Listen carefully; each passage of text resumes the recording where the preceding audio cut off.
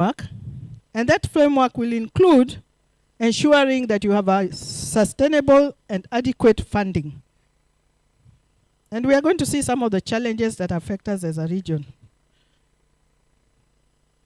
Then, also, please, let us as countries of Africa ensure that we have bilateral and multilateral SAR agreements. So, as a state, you need to ensure to negotiate and sign and implement multilateral agreements with as many partner states to combine an efficient search and rescue organization. And today we sit here, or we are here in Angola with a, what do you call it? A theme that says we need to combine efforts to ensure rescue. And you know, they didn't even say ensure search. They were very interested mainly within rescue. And I would like to know why. Maybe the Angolans will tell us later why they left out the search part. But they wanted rescue. And the rescue means, what are we rescuing? Lives. The other one will say we recover. But when we say rescue, we're actually going to rescue somebody who is still alive. Okay? So, let us sign agreements to allow us to do that.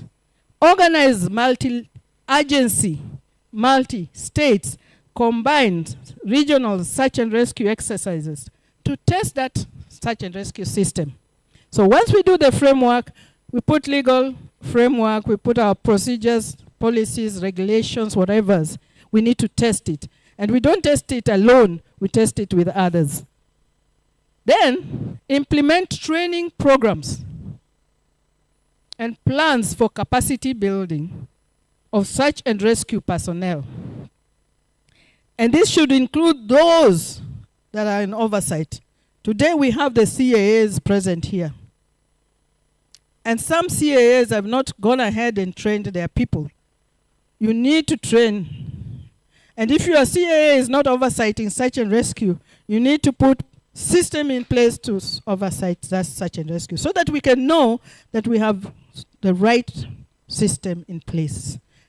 Establish, where necessary, a joint search and rescue center that includes not only the aeronautical, but also the maritime.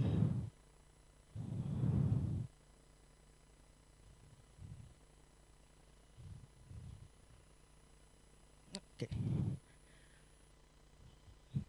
Some years back, later, I mean, after that, APEG. APEG is the AFI Planning and Implementation Group. It is a group that has been set aside to ensure that we coordinate the way we implement whatever decisions that the region has taken, or whatever conclusion the region has taken to ensure a system, the implementation of the Global Air Navigation Plan. So in APEG, they came up with the conclusion. Initially, there was APEG 19 had a conclusion, but I just want to highlight APEG 20 conclusion 10, which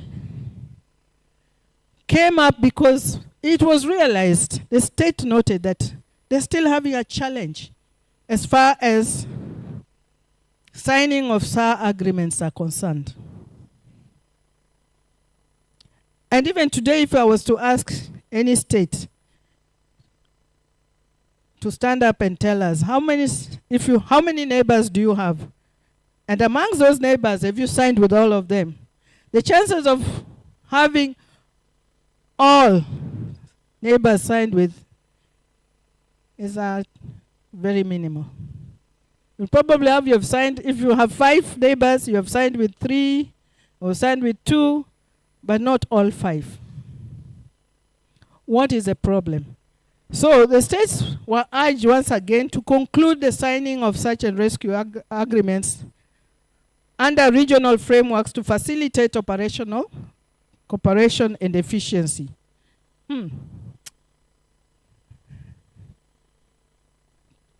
2 apex down the line again, same issue. Still problem. So APEC 22 conclusion 09 came up and said, okay, we have put in place an AFI plan, and search and rescue was picked up and put under the Abuja safety targets, because it was realized that under that framework, we can probably help build up capacity. So conclusion 2209, the states once again are expected to expedite the development of search and rescue plans. Now, you cannot put a good system in place if you don't have a plan. And one of the things we have noted is that a number of states do not even have a search and rescue plan. So it's hard for them to convince the other agencies in the state to come together and build that plan. Coordinate directly with authorities responsible for search and rescue in your adjacent states and arrange for signing of those agreements. And then also encourage the regional economic groups to assist with getting states together to sign those agreements. Having adequate search and rescue expertise and resources to assist other states. So apart from building your own, you are also supposed to help your neighbors if their neighbors don't have the same capacity. So build in-house, but remember you need to assist across border as well. And then also encourage the other operators like the airspace users to include requirements of search and rescue as part of their pre-operational assessment and technical panels when they go to missions, like we have IATA going to states on technical missions. So everybody is supposed to help promote search and rescue. That's what this conclusion talked about. So what are we saying? We do have a mandate as a region. Question is, have we done it? Where are we? And as we go on through the week, we are going to find out. And then at the end of the week, we need to sit to agree together what is our way forward. We have developed these things, but what is it that is making us not implement? And how can we improve it? Search and rescue is all about saving lives.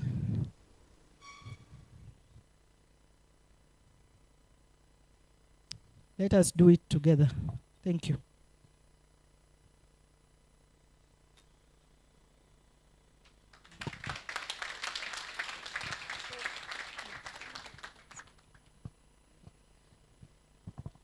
So this is the first presentation. And I don't know if there are any questions, but this one is just setting the pace. I think most of the questions will come when we have the presenters presenting details. You know, going in depth and presenting details. Thank you.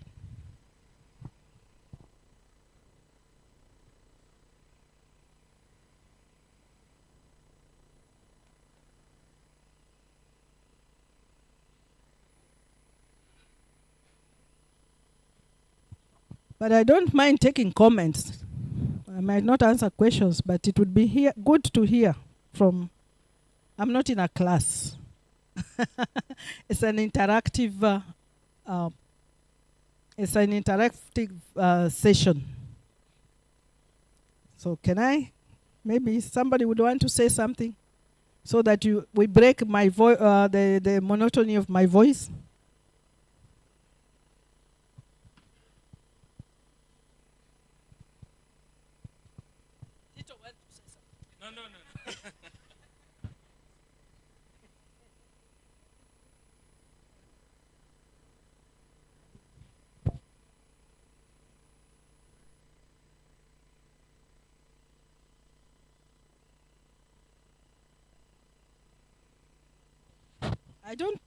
I hope that the quiet doesn't mean you are too tired or I was bored you so, or I lost you completely.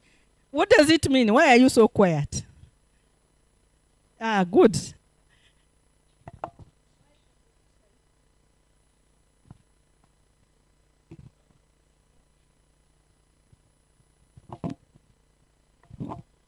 Introduce yourself.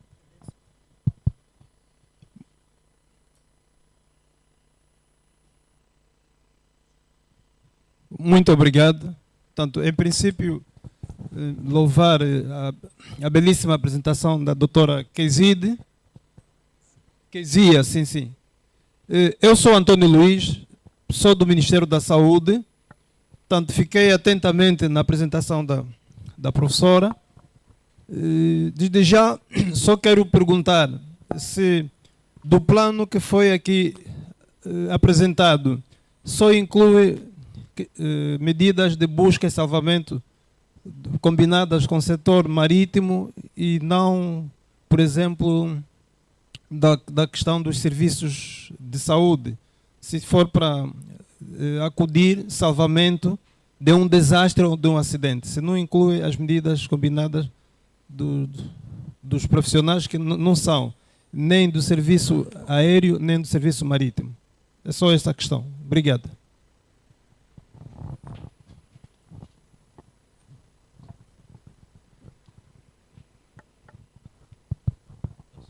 If I get it correct, you are asking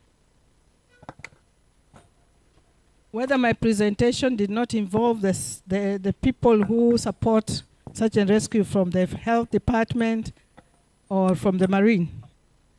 Is that what you say? Huh? Health department. Okay. If you stay around, you'll realize how important the health department is as far as search and rescue is concerned. I was just highlighting the mandate from ICAO trickling down to the states that requires the state or rather points out the responsibility of the state in the matters of search and rescue. Now, the state from there will develop what we call the search and rescue plan. And you can see when we start seeing the presentation, how that plan attaches on all aspects. In fact, so many agencies. Search and rescue is one area that literally everybody is required, including the chiefs at the village. Okay?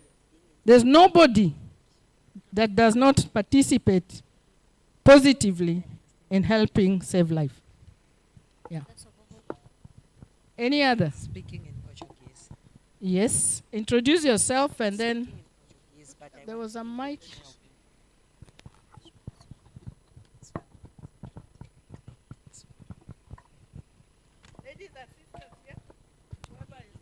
Good morning, everybody. I'm from Mauritius. Search and rescue, the main objective, we have to understand why we are here. If we don't plan something, we are planning to fail. So this a planning there should be.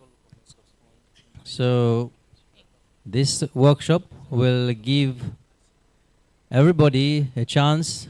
We can work together, and I'm sure that this will be very fruitful. Thank you. Thank you very much, Mauritius. What was your name? Sir Ranjiv. And what is your responsibility? I'm an ATC, Air Traffic Control Officer, and also an SMC, Search and Rescue Mission Coordinator. Thank you very much. And my colleague there, you didn't tell us your name or your responsibility. Could you just maybe tell us? Mike, back to him. Any other? And then I will go to the next presentation. Who is my timekeeper? I don't want to... Tinha me apresentado bem. Sou Antônio Luiz, pertenço à direção dos recursos humanos do Ministério da Saúde, da Angola. Pardon, sorry, I was busy trying to do this. Could you just say again? Eu chamo-me Antônio Luiz, pertenço à Direção Nacional de Recursos Humanos do Ministério da Saúde de Angola. Obrigado. Thank you. So, who is my timekeeper? I'm still trying to ensure that we have. Oh! Now you are talking. I was really struggling with that. No, okay.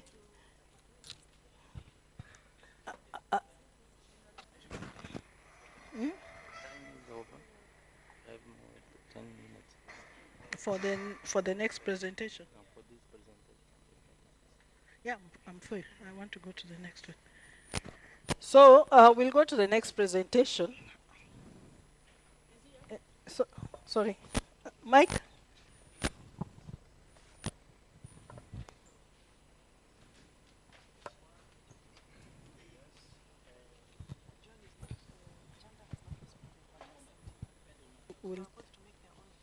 Inside.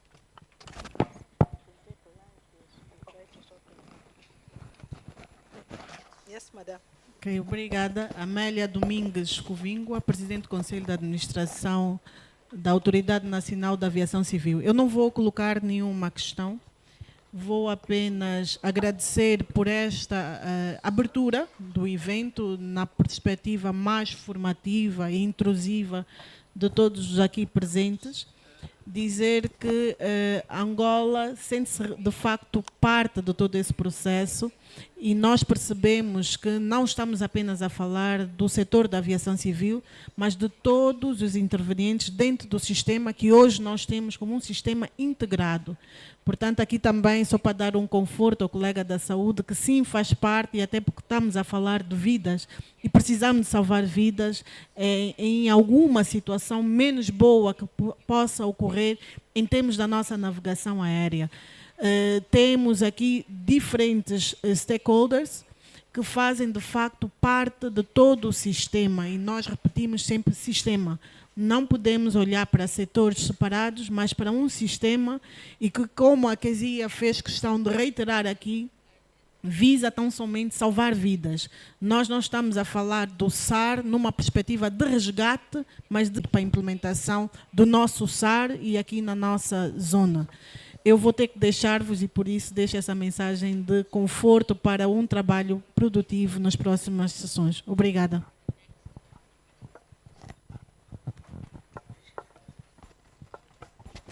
Thank you so much, Madam Amelia.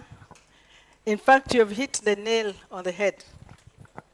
Because, first of all, that rescue part, the search part, and the rescue part, it is not the aviation people that will do it. It is the other agencies.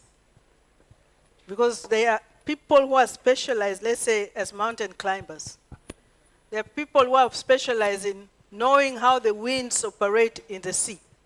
The aviation people don't know that. And those are the people that we need to ensure that the search is done in a timely manner to enable that rescue we're talking about. Thank you.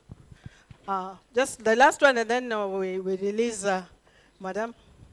Yeah. Muito obrigado. Eu sou Azevedo Ecumba, o diretor-geral do Instituto Nacional de Emergências Médicas de Angola, INEMA.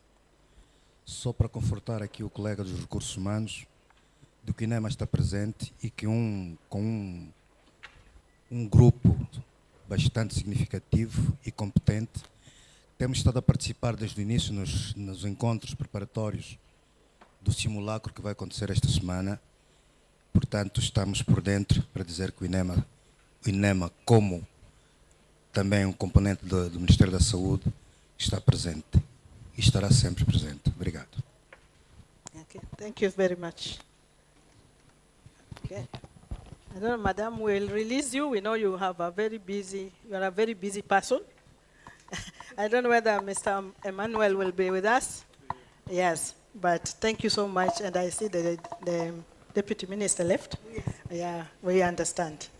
So we appreciate the fact that you could even sit through the first session with us. Thank you very much. Thank you. Yes. Let's just release Madam. And oh, gosh, it's moving too fast.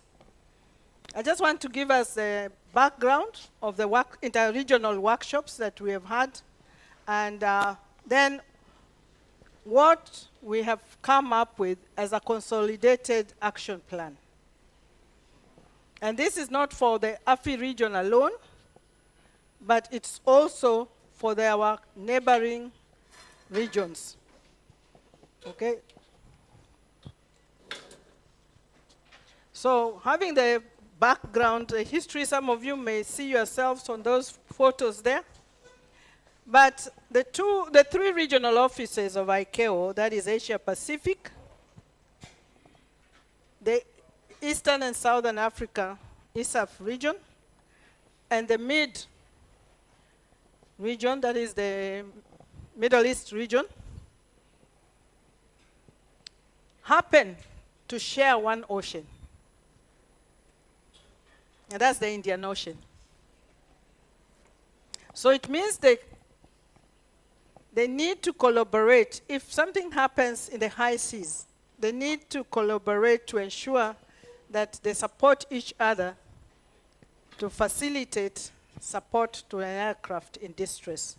However, looking at the way we were operating, it was realized that we were not harmonized. And whenever there was a need, and remember some time back we had quite a lot of ships in the sea in distress. So there was always a call coming up. And most of the time there was, I'm talking about a ship, these boats, you know, the big ones, okay? We had a lot of calls of that. But even though we were aviation, we do have what they call a central place to receive all calls of distress. So in aviation, we were getting a lot of the calls for distress.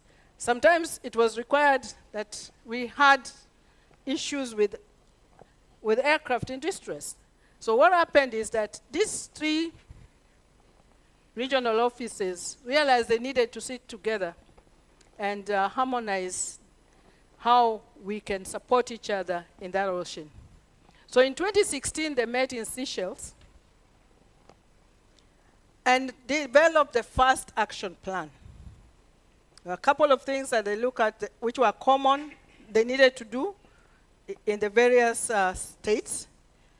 And they agreed that that meeting was very fruitful and very important. So it was important that they continue that process of collaboration.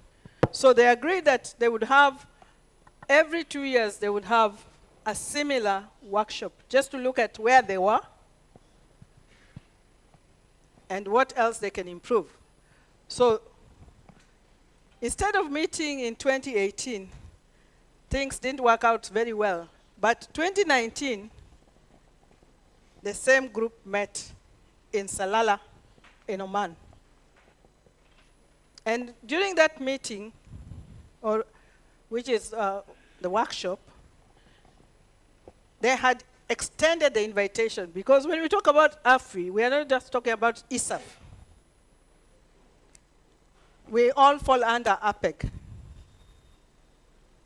So WACAF was told, you better come and join us. So in 2019, the invitation went to the entire AFI region, that is the WACAF and ISAF region, and they refined the action plan that was initially developed in Seychelles, and they planned that the next meeting would be in WACAF region, which borders now the other side, the Atlantic. So it meant now they were extending also to our friends in Americas, whether South Caribbeans and the North America, wherever our states neighbor those people. But for now, WACAF was part of it. And then, unfortunately, COVID set in, and a lot of things that were planned did not work out. And we all know what happened to the aviation industry. So things slowed down. However, we didn't stop work. We continued to collaborate. We had internal workshops within AFI. So we had a number of those workshops. And we looked at those plans that we developed in Seychelles and followed up in Oman. How are we as a AFI region progressing in implementing them? And we're going to see later the progress. But also something else came up. There was the issue of the need for global aircraft tracking. And so to bring awareness, we had an awareness workshop also in 2022. So what was this that we developed in Seychelles? And believe it or not, when you look at what was developed in Seychelles and what was in the declaration, the Lemu declaration, what was in the Abuja safety targets, we're all talking about the same thing. So the first one was the need to nominate the search and rescue point of contact. There must be somebody in the state that all channels of communication can be directed to as far as search and rescue search and rescue is concerned. So the states were asked to ensure that they nominate the search and rescue point of contact, not one person, because if he goes on leave, then what? Okay? If he goes to climb the mountains, then what? We can't reach him. So, point of contact and an alternate, so that there's always somebody in that state that is reachable when there's a call for this service. Second, states need to provide national search and rescue awareness, conduct search and rescue workshops, seminars, and not only to your aviation people, but to every stakeholder in the state, so that people understand not only the importance of search and rescue, but how to conduct it together when it happens or when required. The third point was that you need, as a state, to put in place a national search and rescue committee. This search and rescue committee is an interagency national committee, meaning everybody that is part of or is required to be part of the search and rescue system needs to be represented in one way or the other in that committee. So if we say, let's say that as Angola, they've decided that in the committee, they need the health. So you look for the person or the agency in the health department that is able to coordinate with all the agencies in health to be part of that committee. So it's not everybody per se like that, but it is a representative. If it's the Minister of Health, or rather the Ministry of Health representative, that person should be able to coordinate all issues of the health when it comes to search and rescue. So he will be a point of contact for health, similar to, let's say, the military, who normally provides us with the search and rescue units to go and assist. So that is the kind of committee that we looked at and said we needed that to be put in place in the states.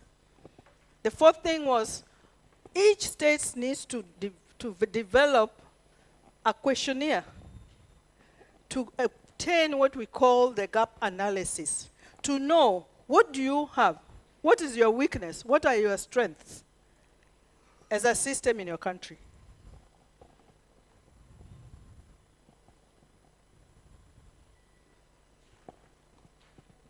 then, once you know your weakness, you need to develop a national search and rescue plan.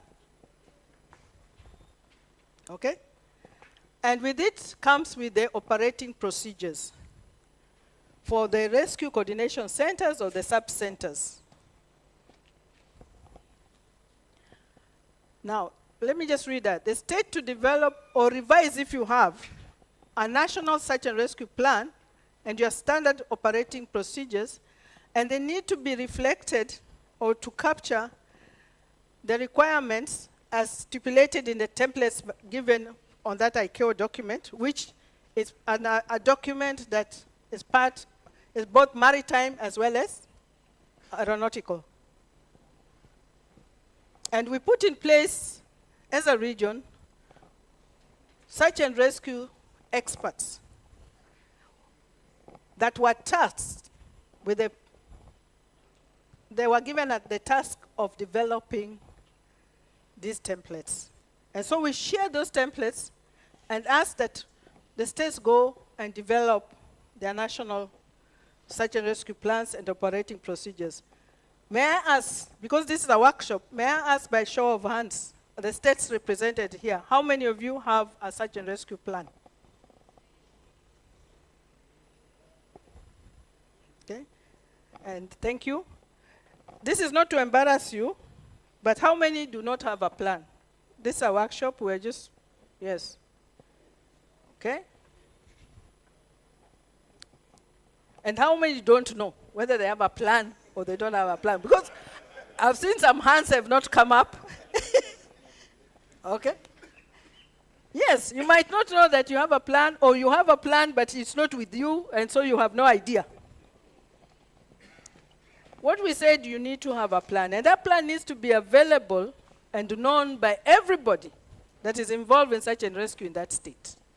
What does that plan consist of? Who has what? Do we have helicopters? Do we have boats? Do we have people that can go and search through the mountains or through the forest or through whatever? Okay? That plan needs to be there.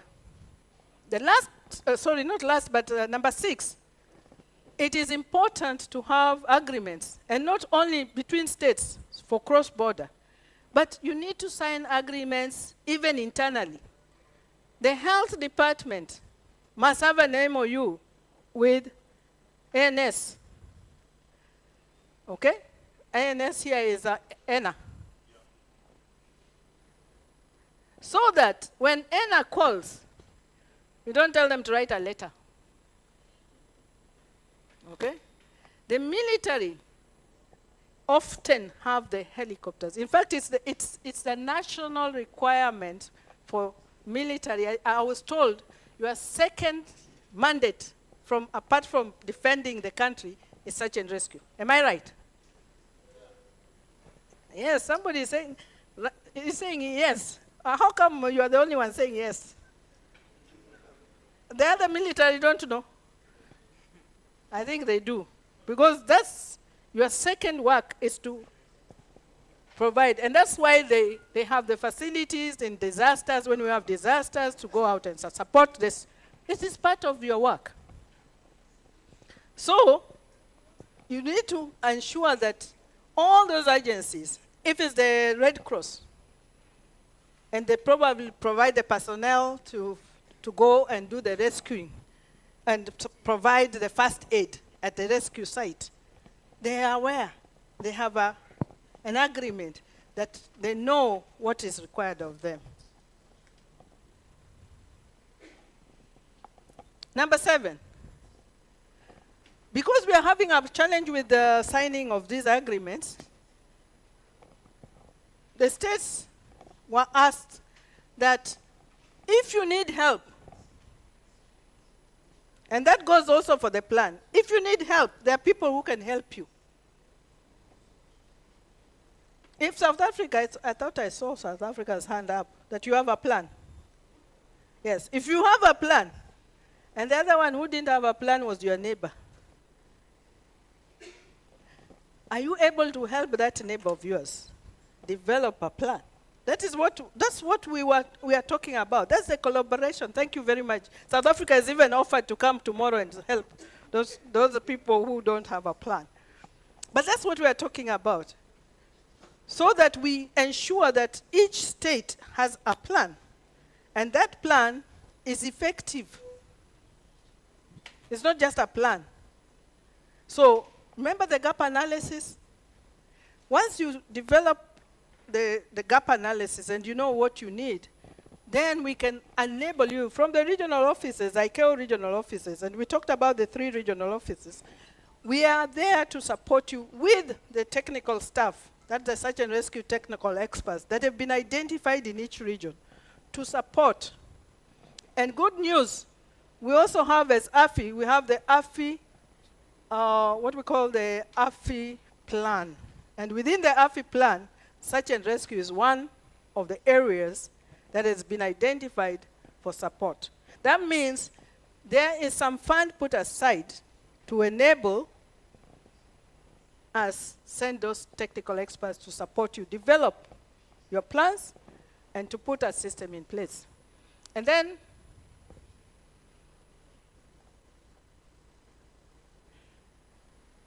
last, I think this is the last one, we needed to develop a regional plan.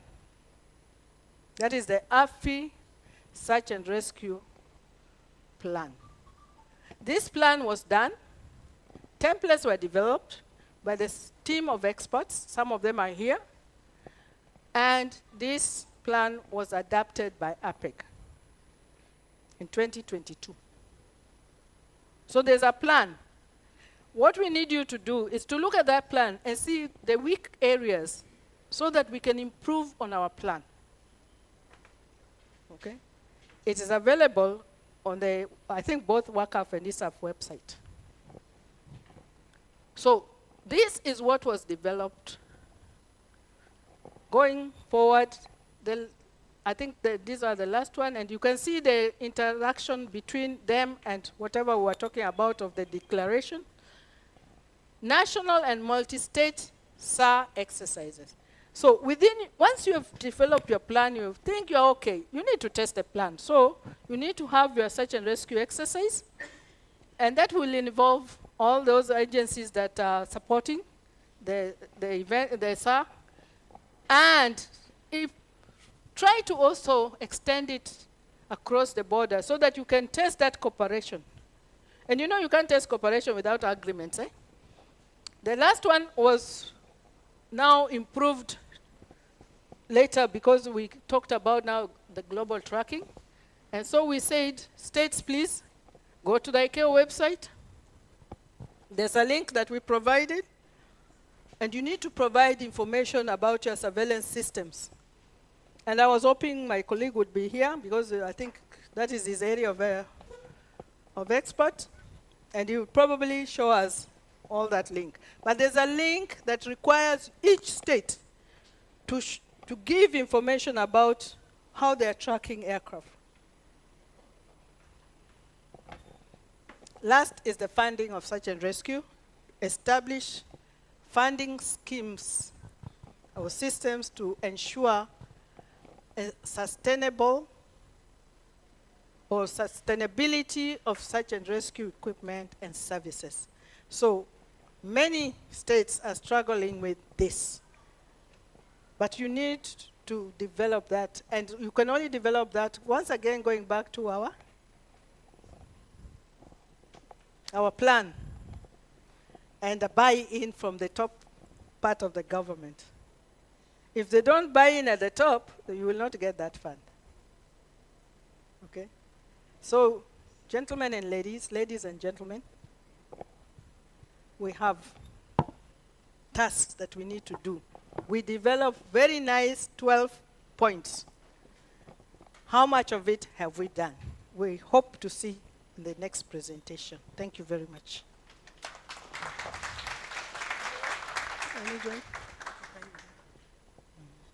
Okay, that is my presentation for the day. Now I'll need to take a break for the whole day. Our work is yours now.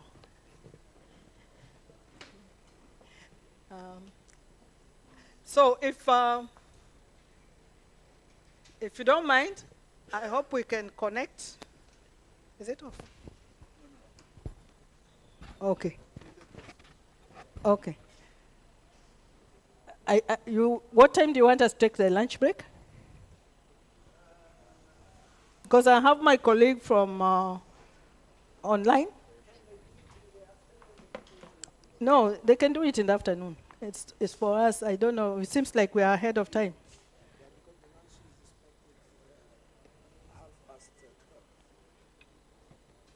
So he can do something now.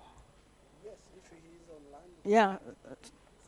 Yeah, find out if Sajja can join us to present his. Unfortunately, we don't have 1.4. That will come later because we have not been able to connect with the headquarters. Yeah, but we have been able to connect with the WACAF. So I think he's on 1.6. 1.5. We will take 1.5 ahead and you start seeing the data.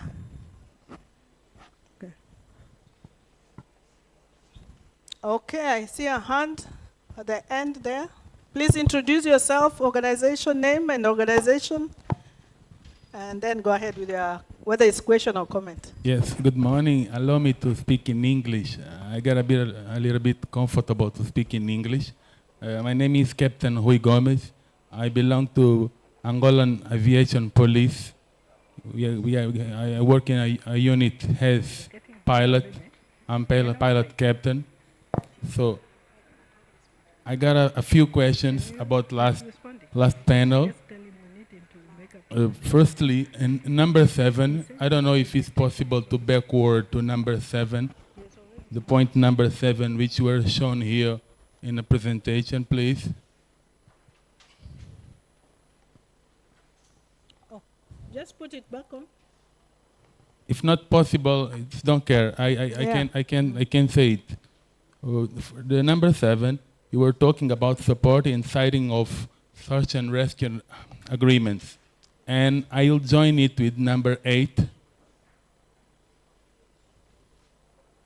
So thank you very much. And I join it with number 8, state-specific assistance. Well, talking about number 7, supporting signing of search and rescue agreement, Angola has bordering with 4 countries. Some of that, I'll not say the name, some of that doesn't have aviation conditions or financial to put these conditions working. So how can we help the state if they don't have aviation conditions or financial conditions to implement that? It's number 7 question. And for number 8, states have specific assistance. Talking with number 7 point, if don't have any condition to implement these kind of things, what can we do as states bordering? I don't know if I make myself clear. Very clear. Yes, and for... Okay, the third one. I told that it was 3 questions, please. Okay, go yes, ahead. for the third and last question, we are talking about always AFI, African and Indic. Yes, and I got a question about that. Why we are talking always about African and Indian, we are not talking about African also Atlantic, because our bordering, our sea coast is Atlantic Sea. Yes, this is my question. Please, thank you very much. Thank you. Let me answer the first one, the third one first. Why we are talking about Africa and Indian Ocean and not Africa. Okay, here we're representing Africa and Indian Ocean. And that's why I've been talking about it. But the plan that I talked about, the AFI plan, the search and rescue is covering the entire Africa. That particular support that was put in place is for the entire Africa, which includes even our North African states. Okay? So, Atlantic Ocean. Sorry, I didn't get that. Why we are not talking about the Atlantic Ocean? why we are not talking about the Atlantic Ocean. We are talking about the Indian Ocean. Okay. Remember, I was giving you the history where this workshop started. And now it has extended to the Indian Ocean because we already have a region called the South Atlantic that we deal with. That group is also looking into this. So here we were just talking about the AFI because that's where this started, and we have extended it. And remember that in my presentation, I did mention that we now have the Western and Central Africa region, which neighbors, including Angola, neighbors the Americas. So even as we talk from where we started, we're actually going to include all those. Or rather, we have already included them in the other grouping, like the SAT, what we call the SAT group. But even in these workshops, I foresee that we are going to have our neighbors from the other side joining us. We had hoped that it would happen in Angola, but unfortunately the time during when we agreed to bring to Angola and the time we need to communicate to them was not enough. But in future, definitely. So, and not only that, even South Africa is the other side. Do you have neighbors on the other side, the southern sector, or only penguins? But, you know, it extends. And remember I told you that we are dealing with mid. So even as mid goes, Europe will definitely come in. But you start small and you extend. Then sorry, you want to say something on that before I go to his second? Mike?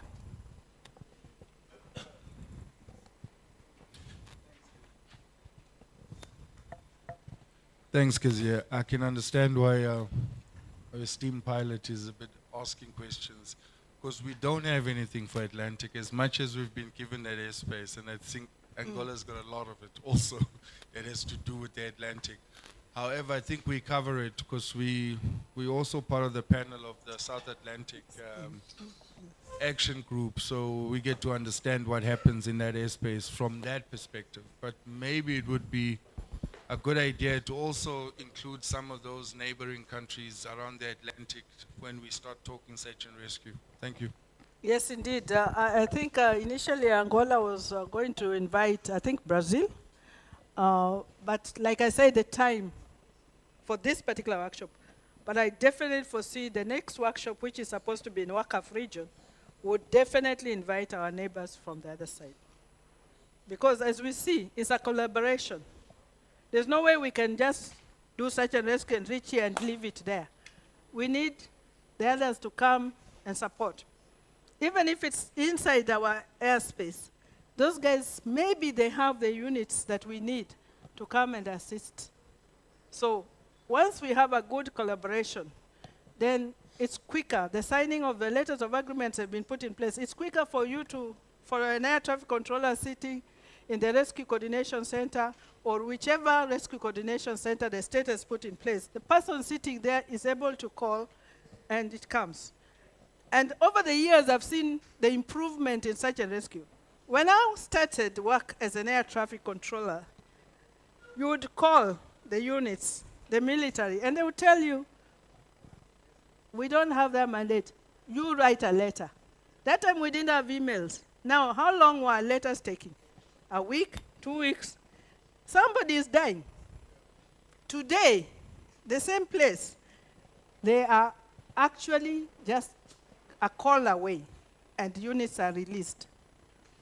There's no protocol in terms of, oh, you have to call the commandant or whatever, because they've developed the system.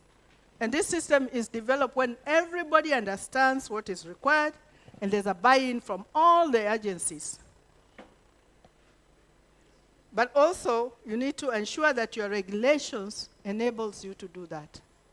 And that's why it was important that you have, like Angola did, have a declaration. And I believe there was another declaration I know of that has been done by DRC for the same support. If it's at the presidential level, then everybody knows this is a command. No question. If you're called, you go. And that's what we need in search and rescue. Okay? Then he had a question number 2. Can you repeat your question? I've talked too much, I've forgotten it. So you said number 7 and number 8. One was that how do you assist a state that does not have in place the necessary system for search and rescue? Yes. Did I get you right? Yes. So you have your neighbor and they don't even have a system in place. Yes. That is why, and I'll answer your first question by answering in order to answer the second question. That is why it is important to have these agreements. Because aircraft coming down is not decided by the fact that there's a system in place for search and rescue. It will come down. If there's something wrong, it will come down. Whether it's in your country or not. That means you cannot avoid it. You must put in place that system to help that aircraft. And most of the states, I think, is there an African state that has not signed the Chicago Convention? I don't know any who has not. In fact, our latest baby was South Sudan. Maybe. So they've signed, meaning they have taken the responsibility to ensure that, although I don't have an aircraft, maybe I don't have an aviation system, but somebody might fall in my airspace. Somebody might call me for assistance while passing through my airspace. So I need to sit down and develop a system to support that aircraft that is flying. I need to talk to my neighbor who is on the other side, this side, that side, that side. If I don't have a system, can they support me? Just the way they do with accident investigation. Not everybody has the skills or the equipment or the infrastructure to support accident investigation, but they can call upon others to come and assist them investigate that accident. Similarly, with search and rescue, we can call for others to come and assist us when we need help. Whether it's in personnel, whether it's in the units, whether it's in what. And we are going to see that support. And that's why the two are very much related. Now, the third question was identify specific needs, the gap analysis. You need to identify what your need is and then come back to ICAO, or if it's AFCAC, who is supporting you, but ICAO has the AFI plan, and say that we need this support. How can we be assisted? So I hope I've answered all your questions. Yeah. Okay, thank you. Yes, Senegal? Or Senegal, okay, thank you. Identify yourself, position, and then tell us. The mic there.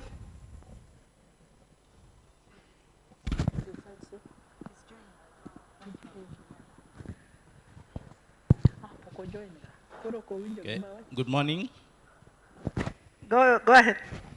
Morning to everybody, and thank you, Dr. Kesha, for your presentation. It is your new function. Thank you, and I'm going to be a doctor very soon. You wait.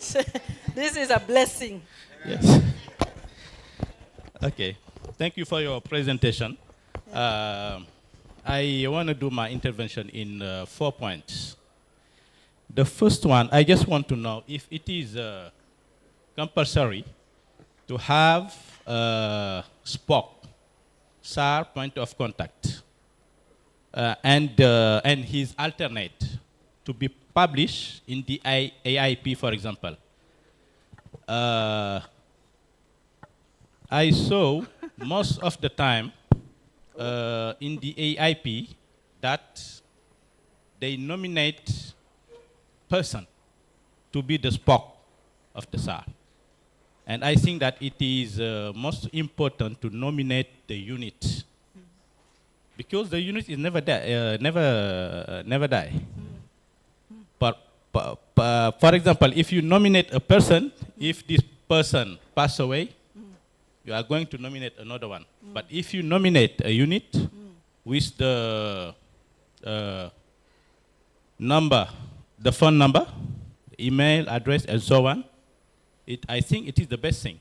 We have to think about it. That's why I want to know if it is compulsory to have a spoke and his alternate. It is the first one. The second one, for the SAR agreement, for example, I want to know if in a state they have permitted to have decree from the president. Oh, decree. Yeah. To have their own search and rescue area. Why I ask this question? Because in our area, one of our neighbor, I don't want to nominate this state, we have a problem to sign the agreement letter because they have already have a decree from the president. And for us, we have to focus in the Doc 7474 from ICAO to determine the FIR. We have already informed WACAF, and we are waiting for a solution for that. That's why I want to know if it is permitted for a state to decree concerning the SAR. It is a very big point for us. The third one, concerning the SAR plan. The third one, okay. Third. The SAR plan. Yeah, SAR plan. For example, in our country, we have already developed a SAR plan. But the SAR plan has to be validate the SAR plan. Our member of the government, they don't know really what is the SAR. They don't know. You have a job. Yes, this is the clue. If they don't know, they are not going to, example, just an example, in Canarias Island, every year, they do SAR exercises. And then they invite all the neighbors, Mauritania, Senegal, Cabo Verde, Portugal, Morocco, and so on. My question is why we don't do SAR exercise in our countries and then invite our neighbors. Thank you. I wish you could answer that question yourself. Why do you not do it? We organize. Let me not answer these questions. This is a workshop. So can somebody help me answer the questions? Okay, DRC. Mike?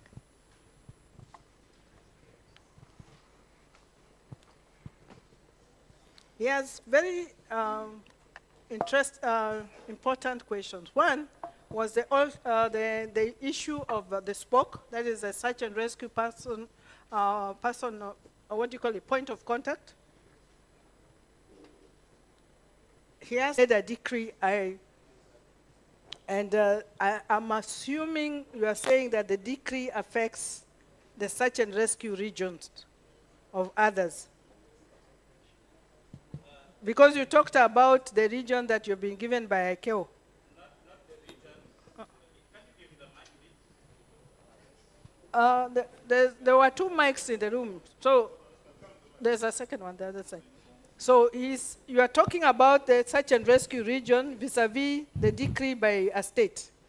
Yes, there is a decree just to say if the state is a principal center or secondary center. Oh, I Yes. get it. The search and rescue Way to sign. In our country, we have fought. The SAR plan should be an annex of the SAR decree.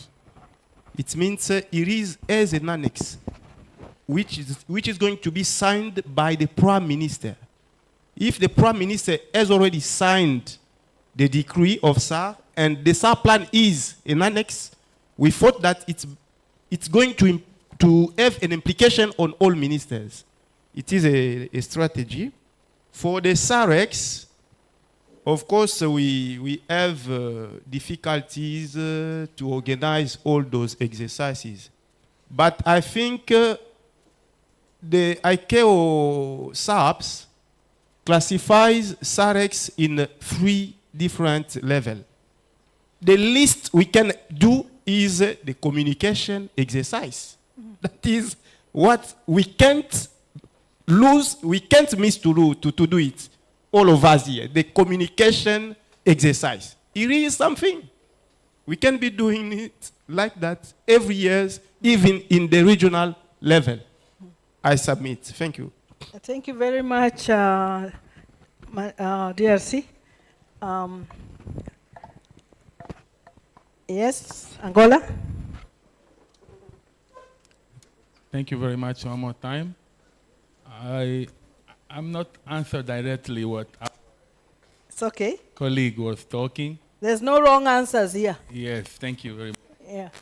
About We are Angola. learning together. I'll talk about Angola. Firstly, I must say that we are talking about a convention. When we are talking about convention, Chicago Convention, we are talking about many states who signed this convention. And these states are obligated to follow all rules that are present in this convention.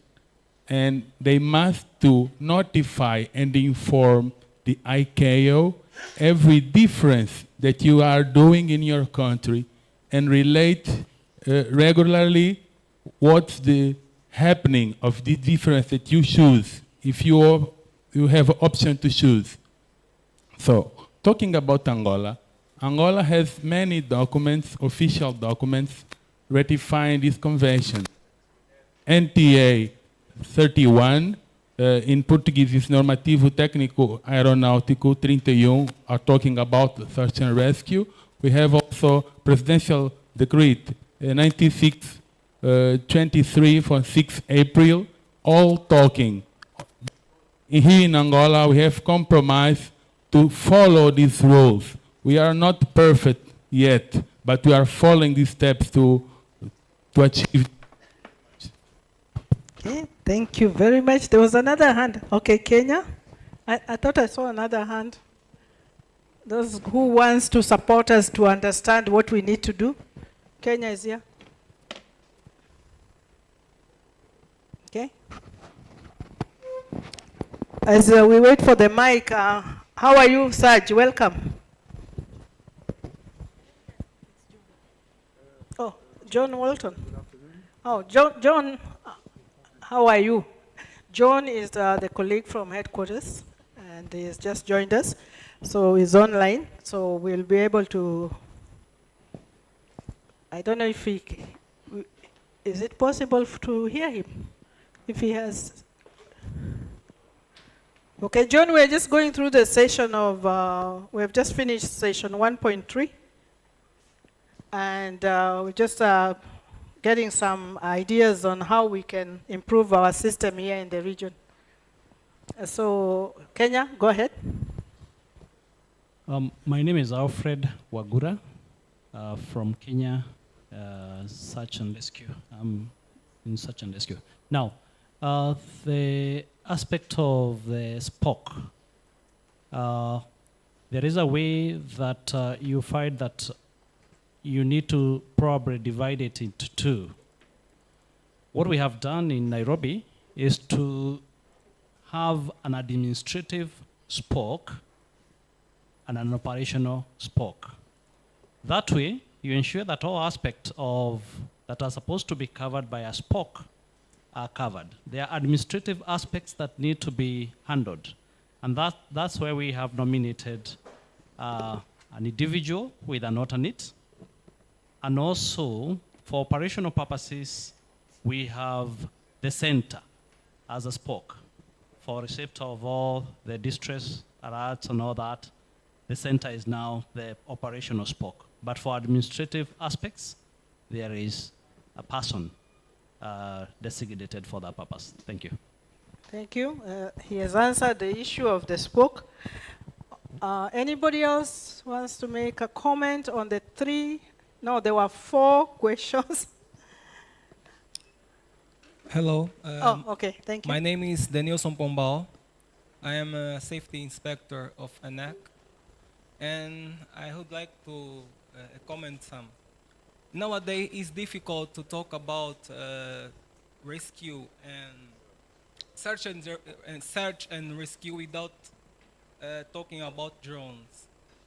I'm telling you that as a remote pilot, I can tell that drones or this technology is important tools to save lives. I hear you talking about helicopters, boats, people eyes, but I don't see you talking about drones when we are talking about rescue and search for lives. That's why I would like that ICAO give more importance and look at this technology. Was it a question or a comment? It's a comment. It's a comment. Okay. It's a comment. For your information, ICAO does not restrict technology.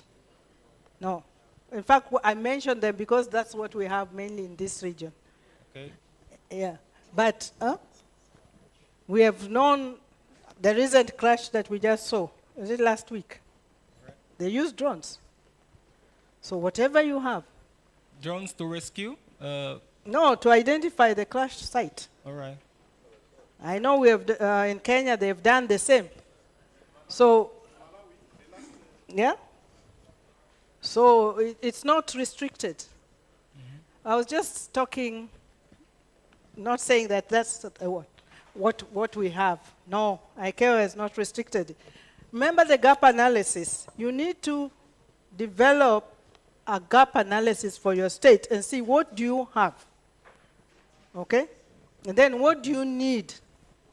So if you have that capability, that you have organizations with those systems, ensure they are part of your search and rescue system so that when you need that drone, it is available. Okay? But you need to develop a plan that involves everybody. And just as we wind up, there's a question here, it asked about a plan.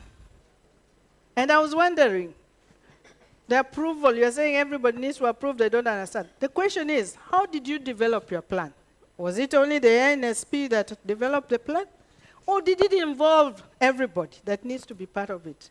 Because if you involve those ministries from the beginning, the Ministry of Health, as part of the development of the plan, the Ministry of Defense, the Ministry of Immigration, the Customs, the ministry that is in charge of customs, they will not be saying, we don't know what you're talking about.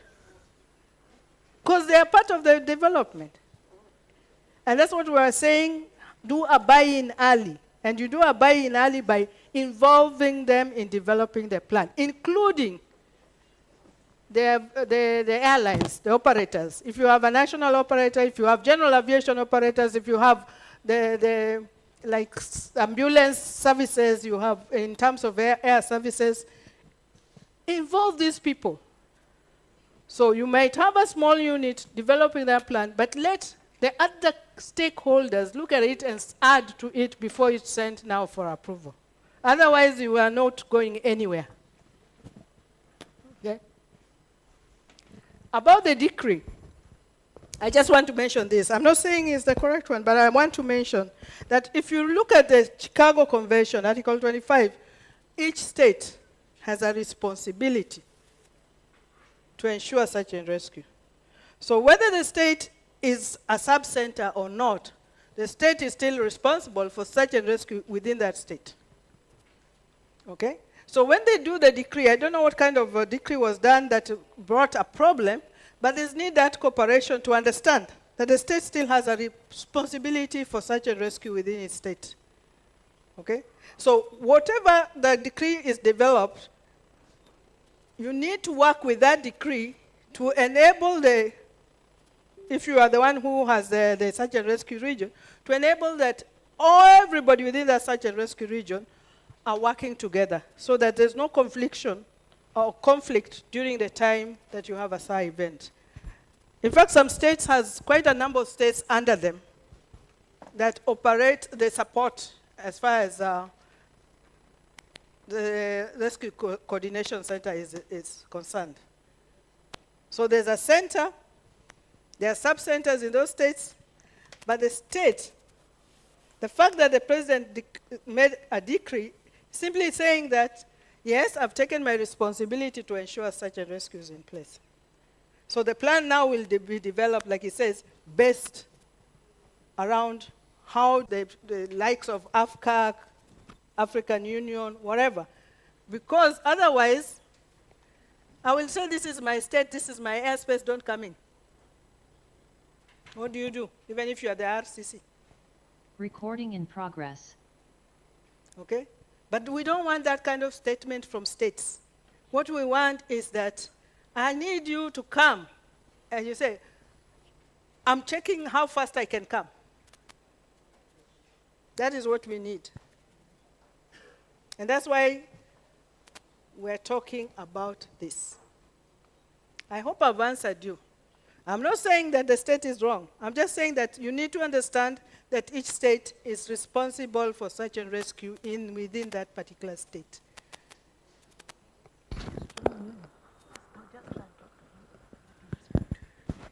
Okay, John, are you in a position to say hi?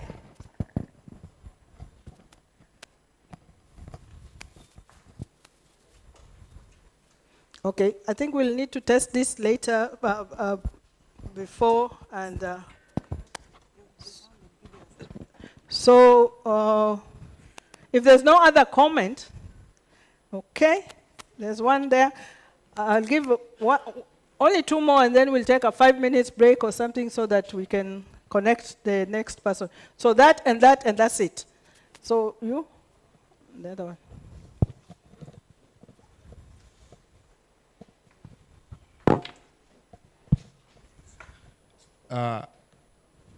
Good morning, everyone.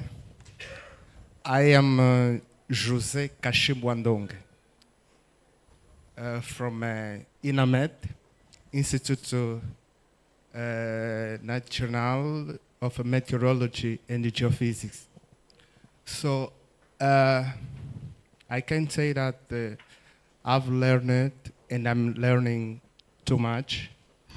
And I would like to ask Madame Kezia, I don't know if I'm wrong, to ask in your experience if there are other inputs that we can, as a meteorologist, we can give our support to SAREX beside providing meteorology forecast. If there are other inputs that we can be useful in the SAREX, during SAREX. Okay. Madam Kezia is not going to answer. There are RCC chiefs here that can answer that question. Did you hear the question the meteorologist is asking? Who wants to answer him? Is there any other way that the Met department can assist in the search and rescue exercise, apart from just giving forecast? If an aircraft is fall in the high seas, the meteorology can give us the condition around the vicinity, where is the drift, where we can channel our energy according to the waves, This will give us a very help how to do our search and rescue. Thank you. Okay. You see, don't undermine yourself. You're a very important person when it comes to search and rescue. There's a lot that you can contribute to support quick rescue. Yes. The last one. Good afternoon, everyone. Good afternoon, Kezia. Good afternoon. I get this opportunity just to exercise my English. Neat. I'm from pre-hospitaler medical emergency assistance in Angola. My question is, on the aircraft accidents that have already occurred in Africa, which actors in the area of accredited medical emergency were activated at the regional level for search and rescue operations? You're asking, in all the accidents that we have had, which one activated regional air services to the rescue? Did I Emergency service activated in Africa just to rescue the victims of aircraft accidents. Which of them? I want to know. Okay. I don't know why you're asking that question. Maybe you have something that, because you said you are from the medical services, and you want to know which one had medical services activated.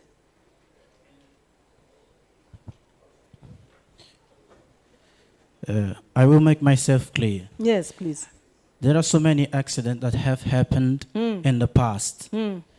And the teams of rescue and of search and rescue let me say again. We have a team. Yes.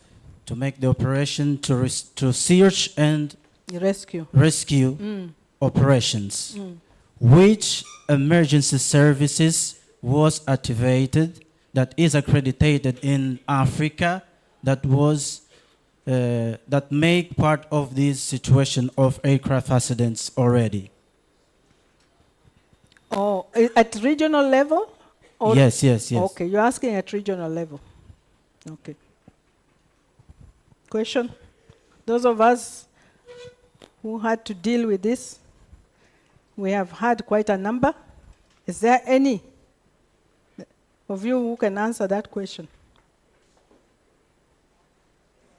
I know some of the very the large search, quite a number of emergency services were activated. They were not even search. Some of them were rescue part, like the Abidjan, the Kenyans, Ethiopia, and the Comoros. But even internally, we have had accidents that had the states have activated emergency services, including the health services, to go and prepare. Depending on how the plan is and how involved the states has involved the other people, they will definitely. I think maybe I should even ask, is there any that they didn't?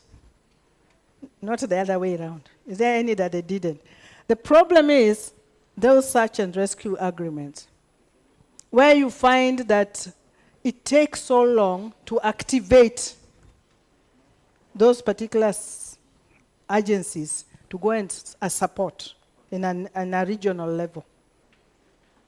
But why I'm talking about not Abidjan, Douala. Why I'm talking about Douala is because I know that there were services that were activated or that were prepared to activate even from the country of register to go and support the other side.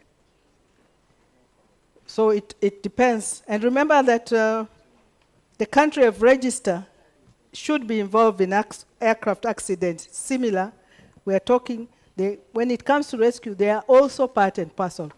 I'm talking this because I was in the RCC, and I'm from Kenya. And we activated the RCC in Kenya because of that accident in Douala in order to support. So there's services that were activated. But that is not the issue. The issue is, can we activate them? That is what we should be talking about. If we are not activating them, what is causing us not to activate this support when we need that support? Because we need it at a regional level. If South Africa has the facility, because I know they support 14 states in this region in terms of identifying can we have one meeting? Getting the alerts and then directing it to the state to find out whether the state is aware of that. 14. 15 now. 15 states. If they have that ability and they know that maybe the neighbor on your side this way has the rescue or the emergency services that can come, should we wait, or should they be able to support you to call on to that person to go that side to assist? And that's the problem we have in Africa, because we are not able to do that because there are no agreements. There's so much restrictions in terms of customs, immigrations. No, you can meet. There's also issues to do with other political requirements, that your state cannot come to my state. You cannot bring your own military aircraft to my state, you know. But if we have an agreement and we have developed our AFI search and rescue system, we will not be talking about that. You have seen the Americans going to the other side, taking off and going to help people in disaster where? Can we do the same in this region? So that we don't have to have America coming here, but we can have the other state going to help the other state. Okay. So that's what we are talking about here, that collaboration. Okay, I think we'll take a break. Oh, sorry, John is actually having another meeting, so he's ready to make his presentation now. So allow me to allow him to make his presentation, because he's very, very busy. What we call the panels are ongoing, and then he needs to be there. And he was willing to join us. John Walton is one of our technical officers in air traffic management at the ICAO headquarters. John, are you online?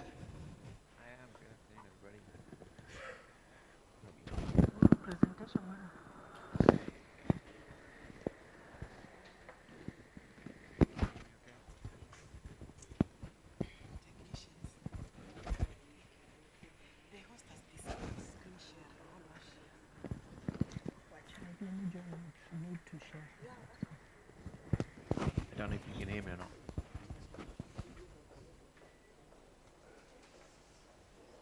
Yeah, John, I can hear you, but I'm not sure they hear you there.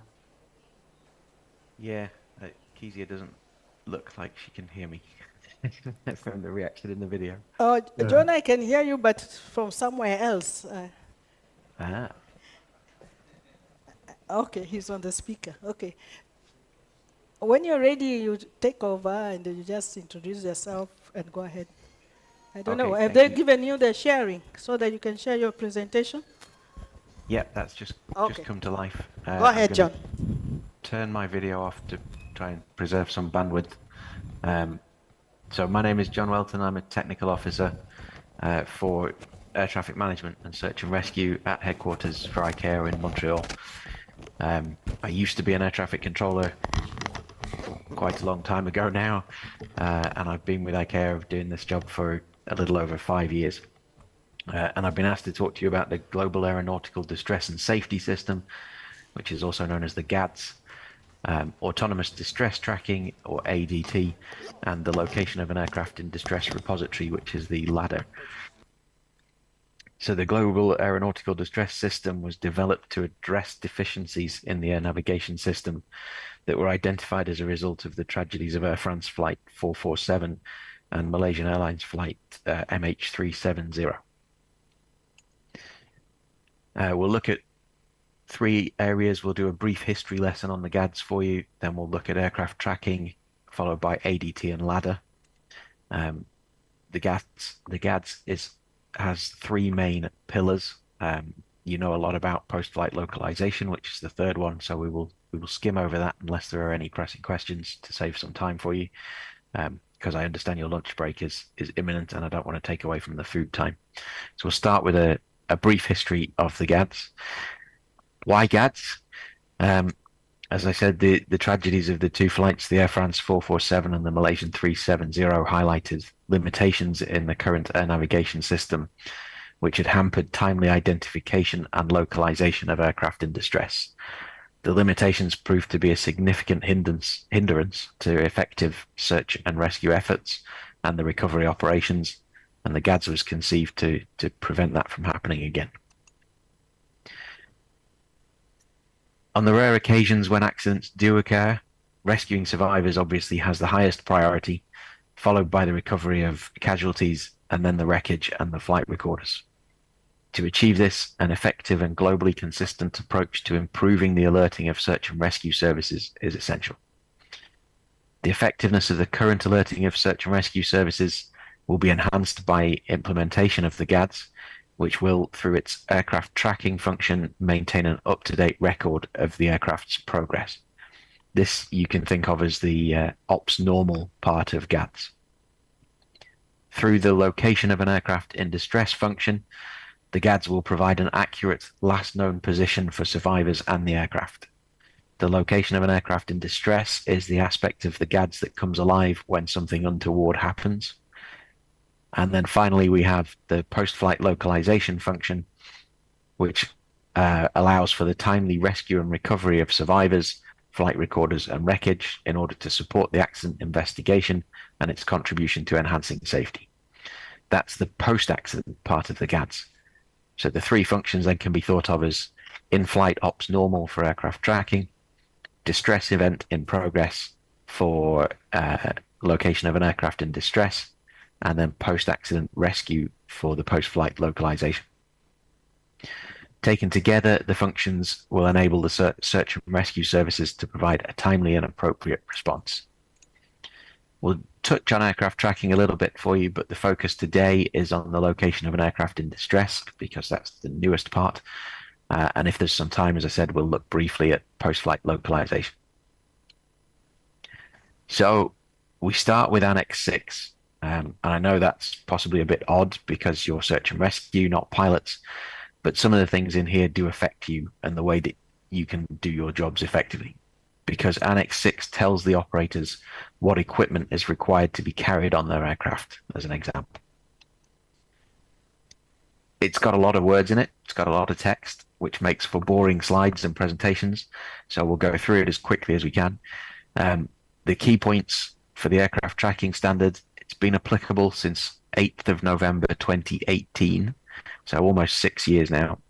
The standard there requires the operators to track the applicable aircraft over oceanic areas, that is states which overlie areas which overlie waters outside the territory of a state, when the air traffic services obtain position information at greater than 15-minute intervals, and it recommends the same over non-oceanic areas. Again, that's a lot of text, so I always like a picture. It explains it better for me. So here's the photograph version, if you like. So when air traffic services obtain position information at greater than 15-minute intervals, operators are recommended to track their aircraft everywhere in the world. They are required to do so over oceanic areas. If either the ATS service or the operator knows where the aircraft is, that potentially gives you as search and rescue a much smaller starting area when it comes to determining the initial search area. Helpful. We like that as search and rescue. That's a good thing. This is an extract. So the question then becomes, how do they know? How does the operator know when to track its aircraft? And this map has been developed, which is up to date at the start of the month. It's updated once a month, and it shows the operators where air traffic services provide that tracking service. So where there's surveillance, where there's ADS-C at less than 15 minutes. The green areas show where ATS has told ICAO that they obtain position information reports at 15-minute intervals or less. It could be, as I say, a surveillance environment, ADS contract reporting. The method isn't considered, just the timing, because all we need to know is that the operator knows where their aircraft is at least once every 15 minutes. ATS. So which means that in the green areas, the operators do not need to track their aircraft. Air traffic is doing it for them. An orange area shows where the air traffic service obtains position reports at greater than 15-minute intervals. And in an orange area, the operator does need to track their aircraft. The grey-blue areas, those are the ones that give me the most concern, because in those areas, the ATS service has not reported to ICAO whether or not they track the aircraft. Do they have surveillance services? And if they do, are they meeting that 15-minute window? So in those areas, the operators have to track their aircraft because they just don't know, which means they may be doing a tracking service when they don't need to, which is wasted resource and effort that we could put into something else. The link on the right, if you wish to view the map yourself, will take you there. The presentation will be shared afterwards, so you can get at the links without having to scribble them all down. You can search the map by FIR name or location indicator. The box on the top right corner of that slide is usually in the top left-hand corner of the map. But if I leave it there, then the slide gets very messy. So I extracted that. So you can zoom in using that or just with the scroll keys. If your state manages the airspace that's shown in grey or blue, or any of the others, and you think they're in the wrong color, please contact the email address shown there, aircrafttracking@icao.int, and we can then correct the map or fully populate the map. I know you're search and rescue, so you might not be able to do that, but a lot of the search and rescue people work with the ATC people. As Kezia was saying earlier, the RCC and the ACC can often be the same building, if not the same place. So if you spot a mistake on this map, please do let us know so we can correct it. So as we see, aircraft tracking helps us to know where aircraft are without so much need for a procedural position determination, which can turn out to be quite inaccurate, as you know. It also helps improve the availability of that position data and the effectiveness of the ATS unit. And it does that because the position reports are automated and four-dimensional, so it reduces the time taken to resolve the status of or to find an aircraft. So great, but you're search and rescue people, why do you care about what the operator has to do? Because it can help you. The operator knows where their aircraft are. So at any time you're in an uncertainty phase, the operator can help. If they can't, the air traffic service can help. Somebody out there knows where that airplane is when you're uncertain about it. So that's great, but an aircraft's operating normally. We either know where it is from the ATS surveillance systems or because the operator is tracking it. What about if something abnormal happens? What if something goes a bit wrong? Because aircraft tracking sounds great, but an airplane can move a long way in 15 minutes. So your potential search area could be very big if that was the best you had. To help with that, we have the location of an aircraft in distress function of GADS. Sadly, it again starts in Annex 6, so bear with me there. It's another slide, lots of text. It's a fairly complicated standard, so rather than try and read it out, break it down, read it out and go, great, you understand it, we can break it down a little bit into its constituent parts and go forwards from there.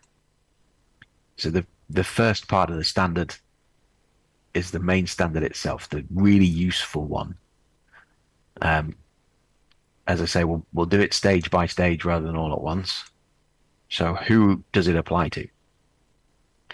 All airplanes of a maximum certificated takeoff mass of over 27,000 kilos, or big planes. That's roughly an ATR, ATP sized aeroplane. A big turboprop will just about get into that weight restriction. So anything bigger than that, this standard applies to. Ones for which the individual certificate of airworthiness is first issued on or after the 1st of January 2024. So that's each individual aircraft. That's not a type certificate. So Mr. Boeing can't say, well, I made the 737 in 1950, whatever it was. It's been around a while. I don't have to put ADT on it. Every new 737 as of the 1st of January 2024 needs to carry this equipment. So big planes that are new this year. But it starts as of the 1st of January 2025. So big planes that are new this year will actually do a thing from the start of next year. So they have a window in which to put the equipment on the aircraft, basically. What is that thing? Well, they will autonomously transmit information from which a position can be determined by the operator. This is worth a bit of a close look. So autonomously, that means that no input is needed from the crew. The system will operate by itself without the need for aircraft power, although in ops normal situations, it is permitted to run it off the main power supply in order to preserve the battery. The system will transmit information from which a position can be determined.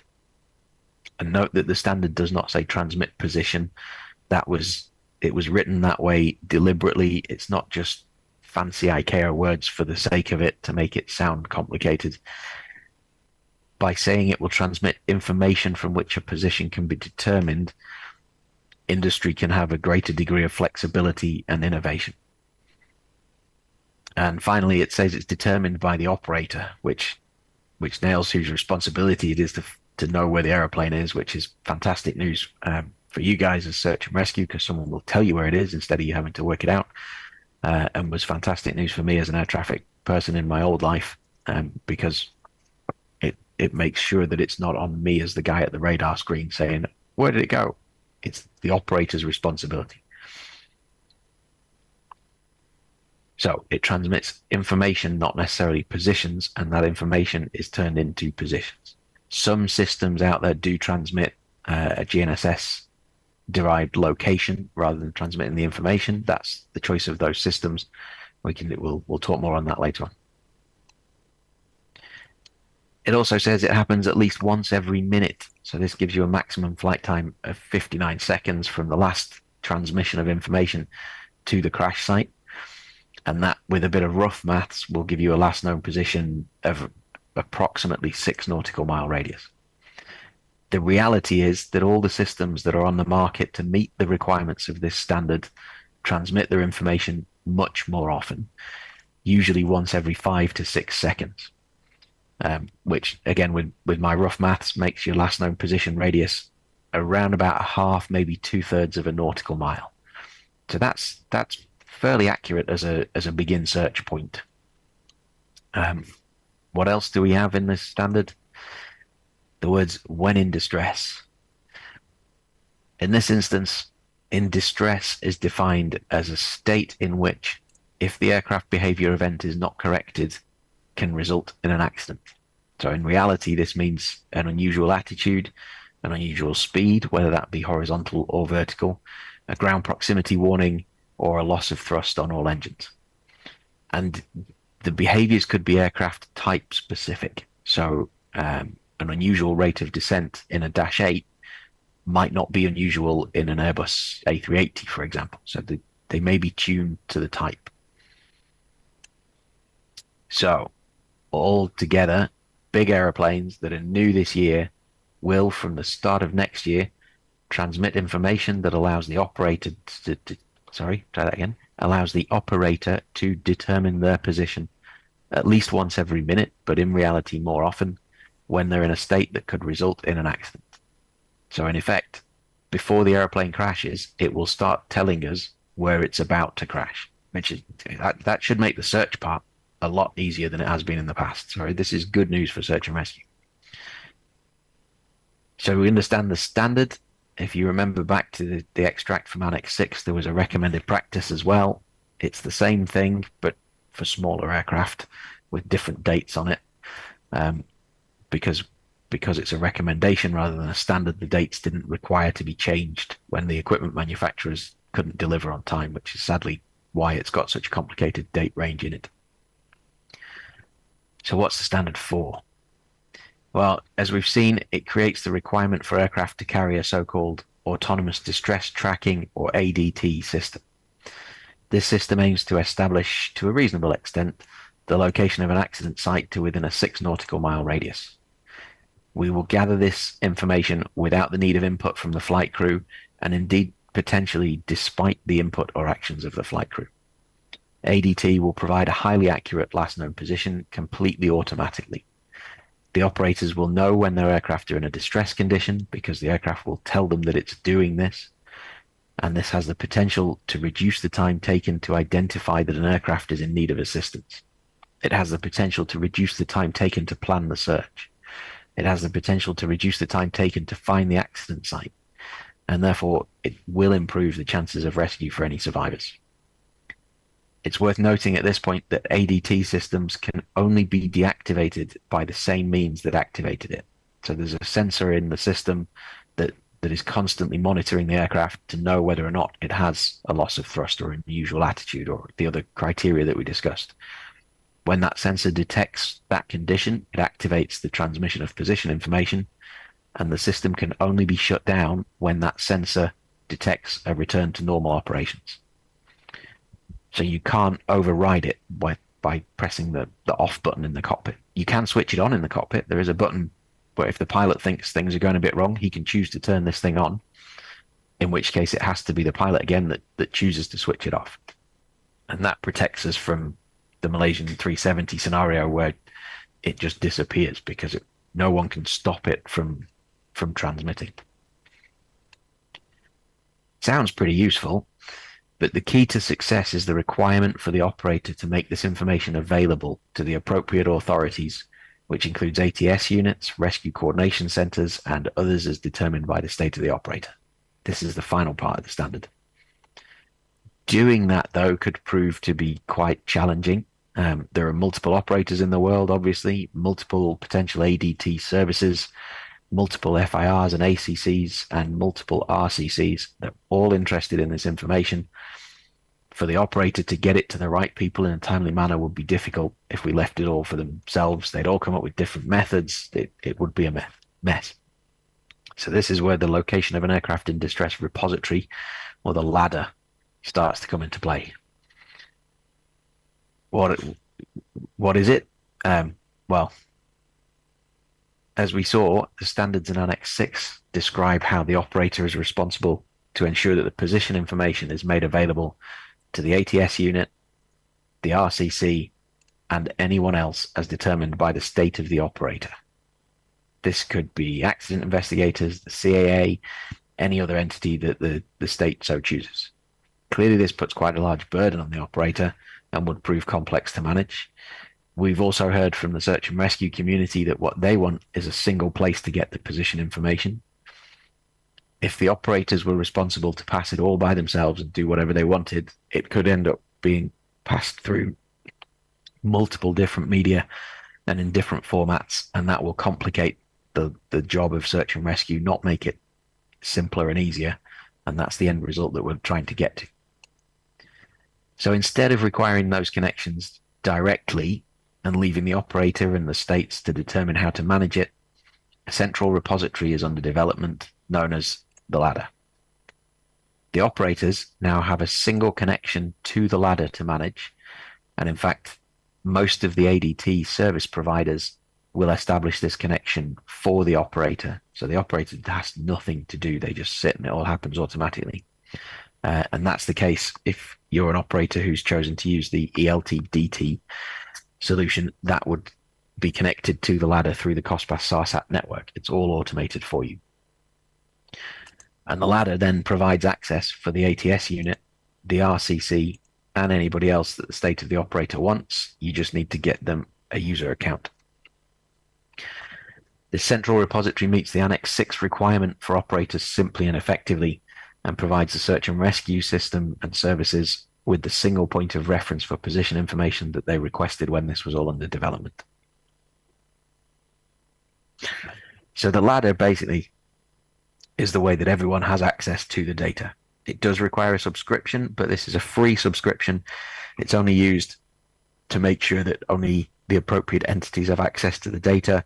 It stops the media from getting into the data, and it makes sure that, for example, American Airlines only gets American Airlines data. They can't access data on Qantas aircraft, let's say. Excuse me. So how does ladder work for you as search and rescue then? When an aircraft enters a distress situation, which remember is a situation that if left uncorrected could result in an accident, it will autonomously start to transmit the information, and that information will be placed automatically into the ladder. When the ladder receives the first data point related to a new event, it will send a notification, again automatically, to appropriate subscribed stakeholders. So the aircraft operator, the ACC, and the RCC responsible for the FIR in which the event is occurring. This notification will tell you that there's information in the ladder and will initially be sent by email. Future upgrades of the ladder, other notification methods will be introduced, such as text messages or AFTN messages. So here's a question then. Who in your operation should receive that email? The email that says something's going wrong with an aeroplane somewhere. Probably needs to be acted on fairly rapidly. So it's important that it goes to someone who's operational. It's no good if this email is sent to a mailbox that is only available during office hours. Somebody earlier was talking about SPOCs and the idea of an administrative SPOC and an operational SPOC. This email needs to go to an operational address. You can have it sent to an administrative one as well for your record keeping and whatever, but please, please, please don't let it just sit in somebody's inbox until 9 a.m. the next morning when the office comes back to work. It can be arranged so that the notification is sent to a collective mailbox or a distribution list. So the example there is Operations Supervisors Group at the state ACC. That state then has simple control of the membership of that email list. So you can have the notification go to whoever's on duty and also to the general manager and the investigations unit, anybody you chose. You as the state get to select the emails addresses that this is sent to, so you can make sure it goes to the right places. The data that's in the ladder is available to you dependent upon your user profile. So an operator will only be able to see data on their own specific aircraft. For the example I gave, American Airlines can only see data on AAL aircraft, and it's run using the 3-letter designators that are used as call signs. Air navigation service providers can only see data for aircraft that are in the FIR for which they are responsible. Excuse me. Search and rescue, though, have access to all the data in the ladder. So you can see everything in the world. You can choose to switch off notifications if you're the Luanda RCC and you don't want to know what's happening in China or Oakland or whatever because it's just too far away. You can turn off notifications for selected FIRs. But the default setting is that search and rescue know about everything because we know that you guys coordinate well with each other, and that if Luanda suspects that Cape Town has not received a notification, you'll communicate. So we thought it was a good idea that Luanda knew about Cape Town's events and vice versa, so they can send a WhatsApp, hey, have you seen this? There is one caveat to that. I said that the ANSPs will only see data for aircraft in their own FIR, whereas in fact they'll get their FIR plus an 80 nautical mile buffer. So if you choose to unsubscribe from, in that example, if Luanda decides all they want to see is Luanda, and I'm talking RCC and ACC here, you'll actually see Luanda plus 80 nautical miles, so that you've got a warning of an aircraft that's about to enter or is tracking close to the boundary. In case someone calls to coordinate with you, you know it's going on instead of being a complete out of the blue call. The users will receive the notification email when the ladder first receives data that you're eligible to view. So you're going to get one email. Users then have a choice as to how to view the data. You can download it in a GeoJSON format for use in your own proprietary software, or you can use the viewer that's shown on the screen. The viewer that's shown on the screen is actually a test and development viewer. So it now looks ever so slightly different. I'm going to try something. You're about to hear news that's very exciting. If I can get out of this PowerPoint, if I put that screen there, that is the test and development area of the ladder. The ladder is now live operationally as of about 8 hours ago, which is very exciting news. But because Montreal is only just getting to the office, the official notification by state letter that it's live has not happened yet. So please know that it's live. Please be very excited that it's live, but please don't tell the press or whatever, because I'll get in trouble for having announced it too early. But this is what you will see when you sign into the ladder. As I say, this is the test version. So these two events are not real. They are test data. When you click on a data point, it will open the window on the right. It will zoom in to where it believes the data point to be, and it will show you last known position, the time that position was sent by the aircraft and received by the ladder, so that we can tell if there's any delay, and the aircraft identity. Now, there's a lot more data available in that field, as you can see, but those that you can see there are the compulsory data. Things like altitude, speed, heading are optional data that more advanced ADT systems will send. Some of the less advanced ones are incapable of doing that. There are not many of those. So most times that entire box on the right hand side will be populated, and you'll be able to see everything that's going on about it. At the top, there's an events history tab where you can get a list of the last, I think 30 days is the default. If you need data that's older than that, we can apply to Eurocontrol to have them dig through the archives and find it. But the rationale is that you want data now, while an event is happening, and then you've got 30 days to extract whatever you need for post-incident reporting and investigations and things.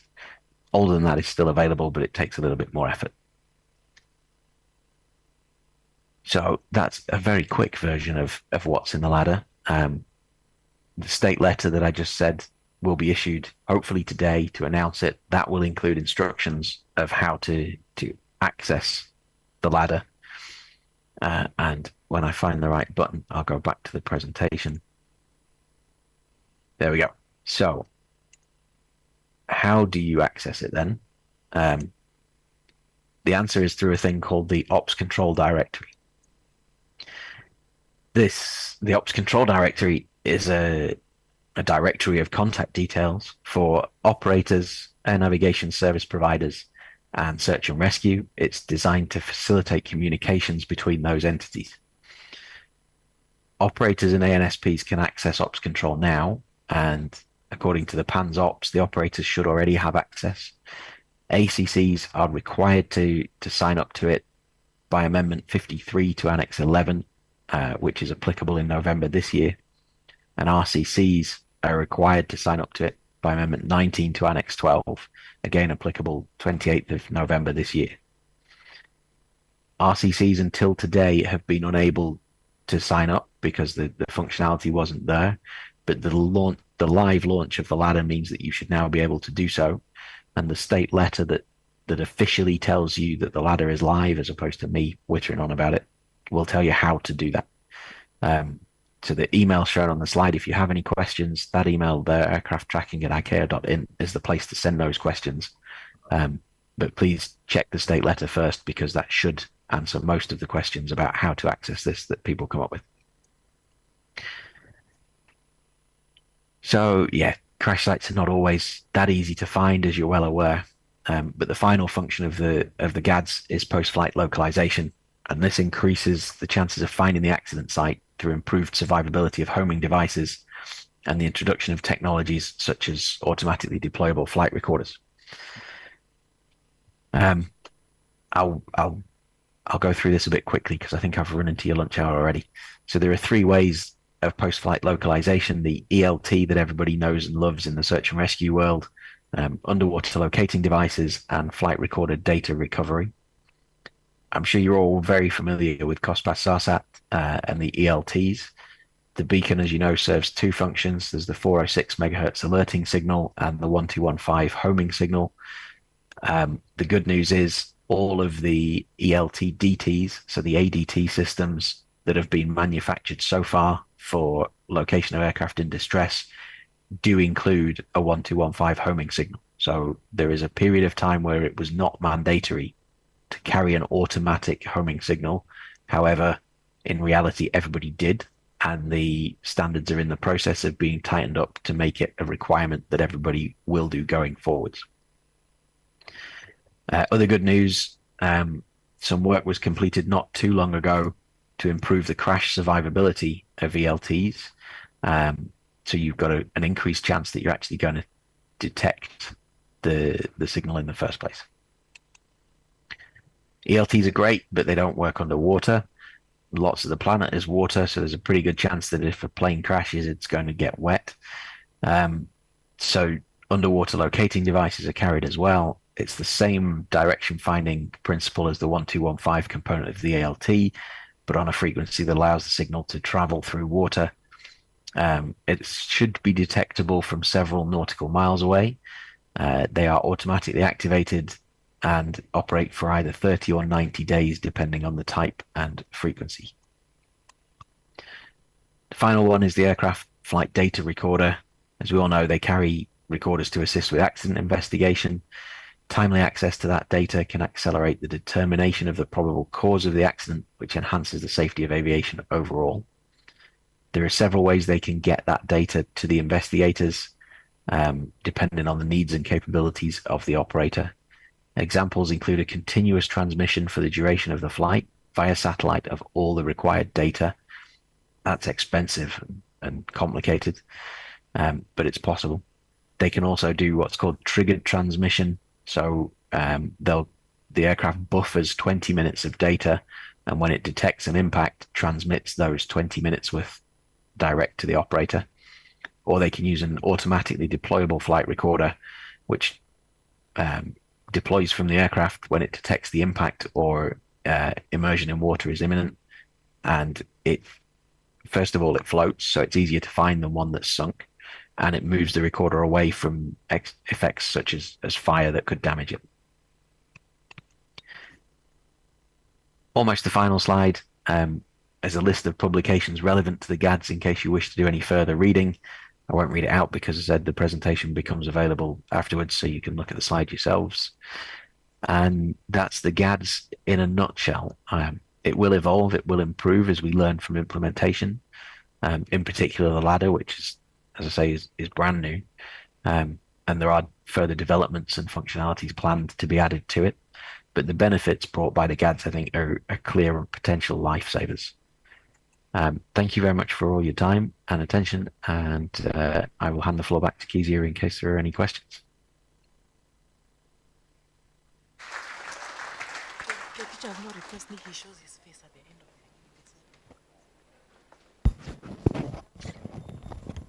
Okay. John, could you just put on your video so that we can see the person who was talking? Hello.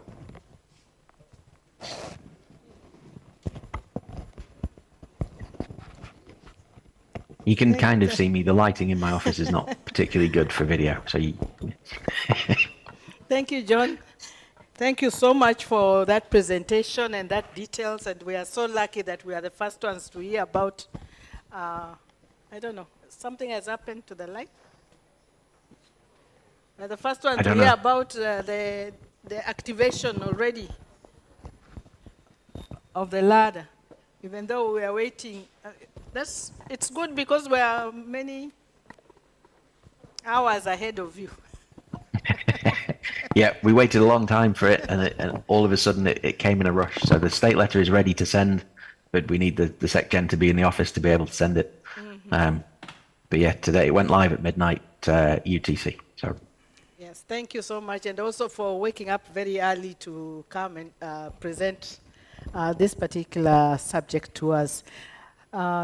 Before we go for lunch, we'll open it just for a few questions because I think after this, John will be occupied and he might not be able to answer us.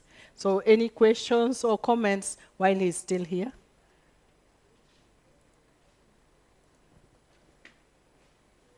It's too much information.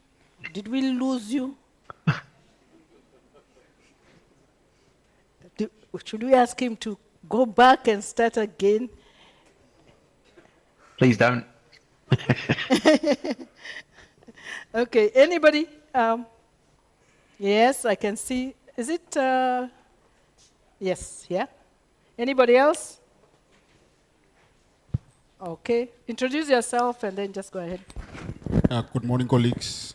My name is Norbert Abraham from Namibia, Search and Rescue. Thank you for the opportunity. John, can you hear him? Yes. Okay, good. Just wanted to clear up the part regarding the smaller aircraft. I think you mentioned the 20,000 kilo and higher, the bigger aircraft. You mentioned part about smaller aircraft recommendations coming. If it's out yet, or just to clear up that part. Thank you. John? Yes, I was trying to see if I can put it back on the screen. I don't know if you can see that or not, but the recommended practice is already in the book as well. So it's recommended on all aeroplanes of over 5,700 kilograms and has been since the 1st of January 2023. Anybody smaller than that, the work is still ongoing as to whether or not it's necessary or whether or not the ELT that we currently have will be sufficient. The reason that we put it on the bigger airplanes is that bigger airplane generally equals more speed and more altitude, so a bigger impact with the ground, and therefore more likely to destroy the old or the existing ELT systems that we used. So something else was needed to replace that or to mitigate against that, and the notification prior to impact seemed like the best idea for a solution. If the aircraft is small enough that the ALT works, then that's fine. We don't want to force all the private pilots to have to fit a very expensive system that they might not necessarily need in order for search and rescue to be able to find them. However, that said, nothing stops them. If they want both or they want the upgrade, they're utterly allowed to do so. Thank you. Any other? Yes, DRC. And then I see a hand behind after DRC. Thank you, Mr. John, for the very nice presentation. I still have one or two questions about the equipment needed for ATS units to be implementing guards. What are the equipment needed to have in the ATS unit? Apart from that, you also say that to be in contact with ladder informations, we only need an account. Who is really permitted to ask for an account to get access to ladder informations? Yeah. I submit. Even this guy, he's very busy, so he would say no. Okay. Also? Yes, John. So, an ATS unit, what equipment do they need to implement GADS? A telephone and an email capable computer. That's it. Because you're going to, you're going to get an email from the ladder to tell you that an event is happening. At which point you go to the ladder. So you need an email account. You need a web browser, be it Safari or Internet Explorer or whatever. With those two, you can get all the information that you need out of the GADS. There's no new equipment needed. And in fact, the ATS unit could choose to do nothing because it's the operator's responsibility to make the information available. The information, when it's available, is available to the RCC. So you could, as an ATS unit, choose to sit on your hands and do nothing. I would strongly discourage you from making that choice because with the aviation community, it wouldn't really be the community spirited way to do it. And indeed, under Annex 11, the ACC has the responsibility to gather all the information and pass it to search and rescue. So if you chose to say, well, somebody's done it for me, that it's not the best way of implementing or interpreting the standards. But technically, I guess you could.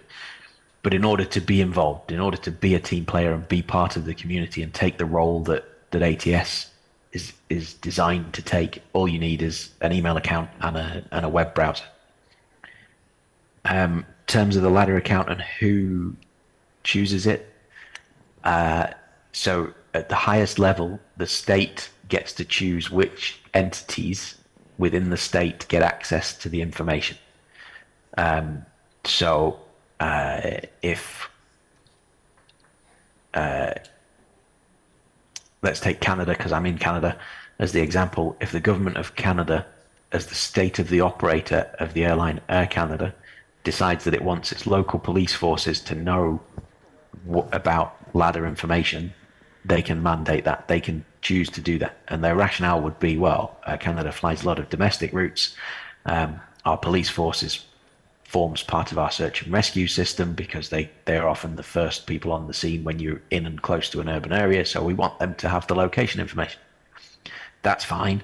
It would mean that the police forces would have to cope with emails about Canada flights operating in Africa or Bangkok or wherever in the world they fly to. But that's for, if the government of Canada decides to dump all that information on their police service, that's the government of Canada's problem. It's done by the state of the operator of the airline, though. So Canada cannot force American Airlines, or sorry, the Canadian government cannot force American Airlines information onto their police service, because that would be for the US government to decide. So that's the highest level. At the more operational level, every state has a focal point for GADS, and that's the person who's going to receive the state letter. That focal point will then be the person who sets up the ops control and ladder accounts. So the state focal point will create an account for ANAC for Angola, say, and then the focal point in ANAC will be able to create users. So you're effectively, each organization has, let's call it a super user, who decides that I want to put if I'm running a 5-watch system in my RCC or ACC to cover 24 hours, I need all 5 watch supervisors, I want their deputies, and I want their assistant all to get the notification, because that way, or not to get the notification, but to have an account, because that way everybody who could possibly be on duty will know that an event is happening and we won't miss it. The state letter will explain that far more clearly than I ever could in words.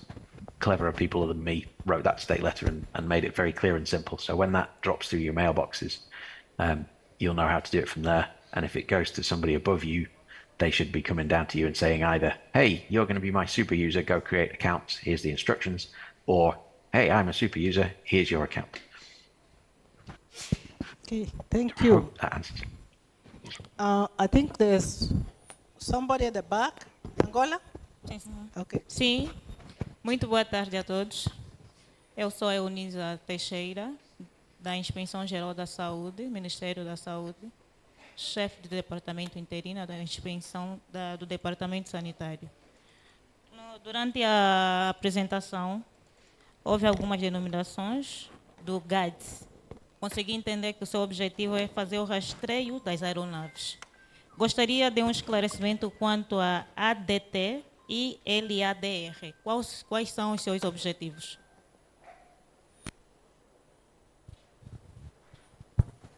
Okay, can somebody help us with the translation? Okay, just talk on the mic so that John can hear. Okay, as far as I could understand, she would like to know what ADT and LADR stands for. Okay. Okay, John, do you copy? What's the difference between ADT and ladder? So ladder is the repository, is the data store, the location of the aircraft in distress repository. It's the software that Eurocontrol have built for us all to use that will hold the information and will distribute the information to the RCCs and the ACCs. ADT is ADT is not as clearly defined. Ladder is written into the annexes and the PANs, it's in the SARPs, whereas ADT is just a name that we've given to the things, to the system that does the work. So the autonomous distress tracking device is the box on the aeroplane that figures out that the aeroplane's in trouble and then starts to transmit information about where the aeroplane is. It's never actually named as ADT in the SARPs or the annex. It's always talked about instead.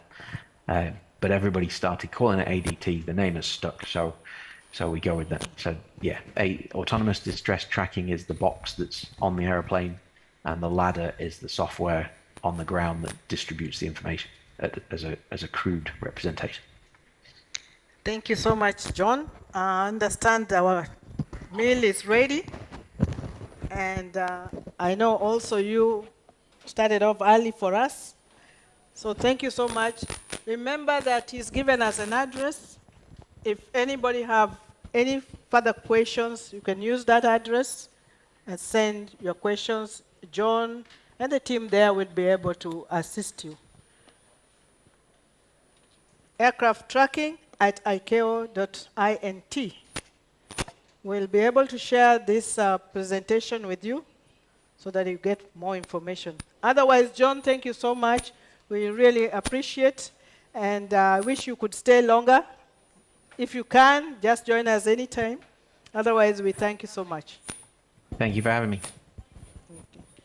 I don't know whether my other colleagues are online, but we are taking a lunch break, and we'll be back in the afternoon, hopefully with Greg and Saj, who will also be joining us online to make other presentations. Greg will be presenting the picture of how the South responding. And Saj will be showing us how, as a region, we have developed or implemented some of those plans that we are talking about. So I'll leave you to make the announcement. If you have any, where are we going to eat, and et cetera, et cetera. But also, Mildred would like all that the people who came and have no badges to see her. Mildred, just stand that so that we see who Mildred is. Yeah, she's taking care of that. So please see her later. And I think the director wants to say something. So I leave it to you guys to take over about lunch. When do we come back so that I can coordinate with the rest?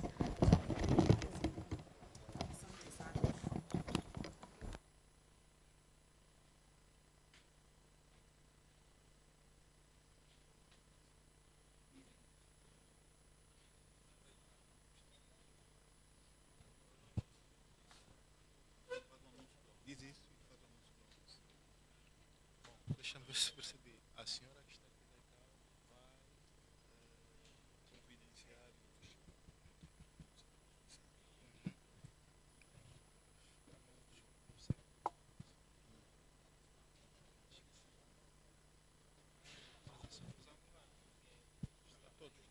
confidenciar. A designação da instituição, quem não tiver a frente. Pode ficar com ela.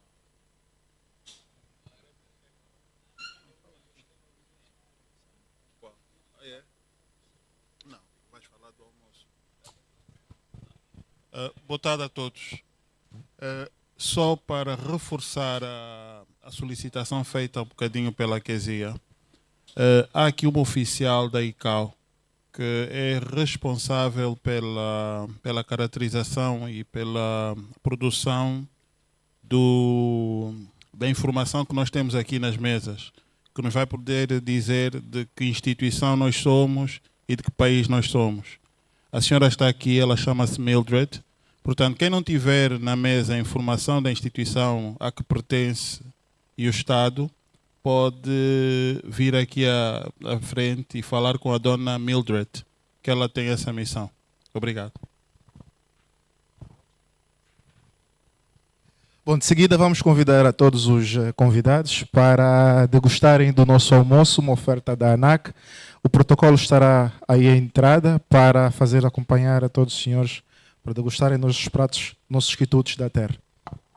Estão todos convidados, por favor. Protocolo, orientarem as pessoas até ao restaurante.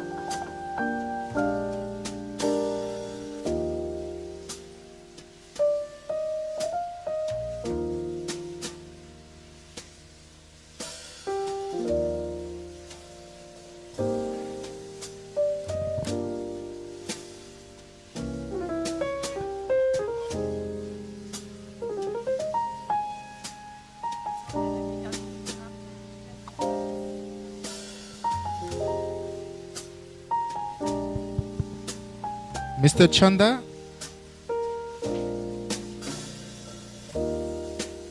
Yeah, good afternoon. Okay. I'm here. Can you hear me? Hi, Saj. We can hear you. It's Mildred. How are you? I'm fine. We were just trying to see if we could get your voice, and then because you're the next one to make a presentation. So the technical team just wanted to be sure that you're online. Okay, so Thank far you. it's fine. Oh, by the way, Saj, Yeah? will you be able to share your presentation as you go along making the presentation? Yes, I think so. Okay, good. Thank you very much.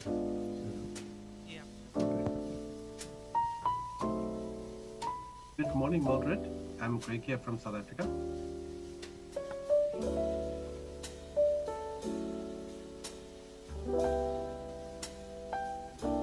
Mildred? I think she's moved away from the mic. Hi, Gregory. It's Mildred. Good morning. Good afternoon. Good morning, good afternoon. I just wanted to do a mic test as well. Sorry, we can't hear you very well. I just wanted to check my microphone as well. Ah, good. Fine. And you'll also be able to make your presentation as you go along. Share it on the screen. Yes, I will. Thank you. I'll 1 just minute. quickly- Hold on for I just wanted- Kezia. I just want to test if it comes up, if you could just advise me. You're not getting. Okay, fine. Just a minute.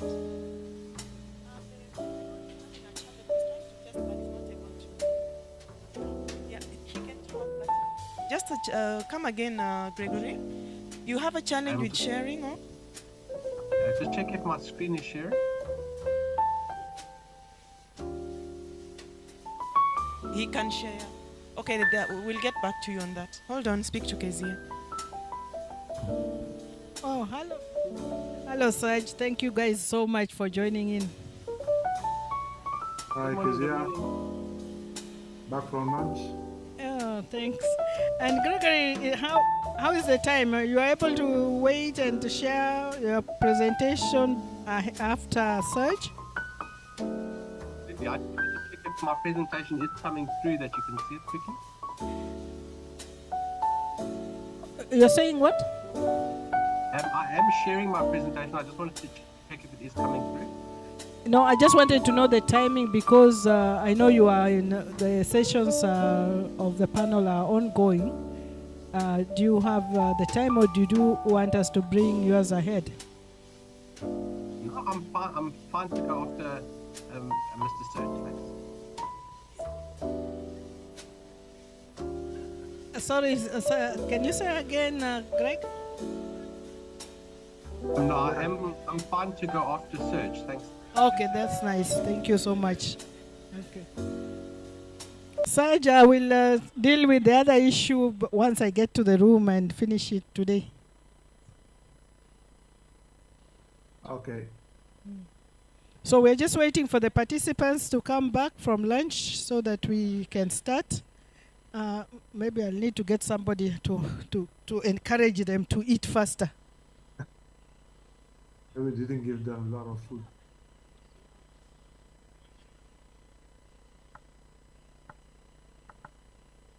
Kezia?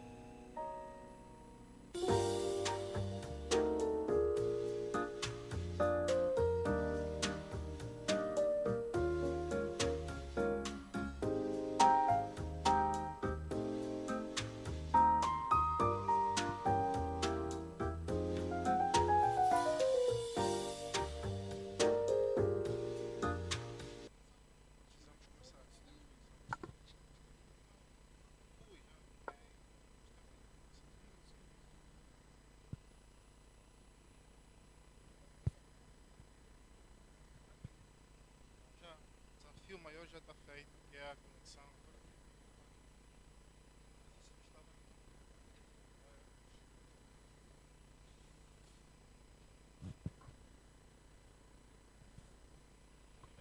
Vou convidar a todas as pessoas na sala para se sentarem, para tomarem seus assentos, por favor.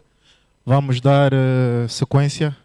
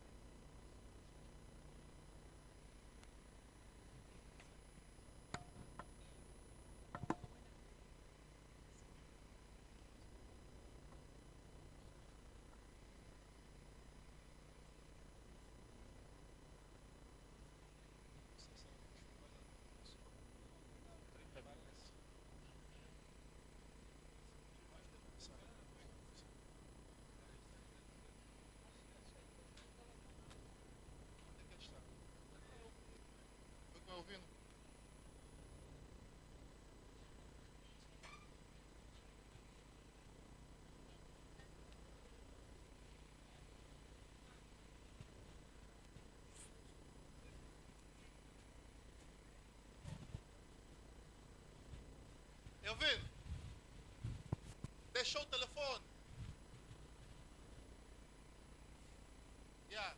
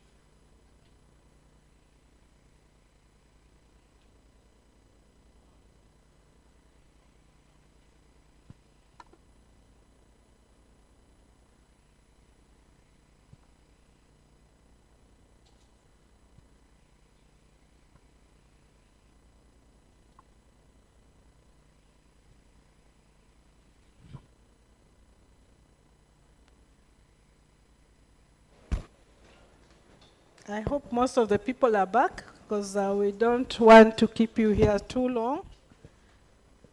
We understand since some of you traveled this morning, we need you to go and rest so that tomorrow we are fresh to start. So I have two colleagues online. They will be presenting the next two sessions. One is somebody many of you know, because he's in charge. He's the chief of the South African Rescue Coordination Center, and he's been talking to a number of the SAR points of contact in the region. The second one is my counterpart from the Western and Central Africa Regional Office. He's also a regional officer in charge of air traffic management and search and rescue. And he'll be presenting on the developments that we have. So, Serge, are you online and are you ready to start? Yeah, Kezia, I hope you can hear me. Okay, thank you. Greg, are you with us? Greg? Good morning, Ms. Director. I'm with you. Okay, thank you so much. But before we start, there's something we overlooked this morning. And I want the Angola team, somebody to come and assist us with this. Usually we have some housekeeping. If something happened here, we need to know where do we go. Okay? So please come and assist us with where the washrooms are, where's the assembly area, do we expect any drills? If we hear a bell, is there any bell? If we hear a bell, where do we go? What do we do? Where are the doors? Who is here to help us? Maybe an administrator of this area, of this facility?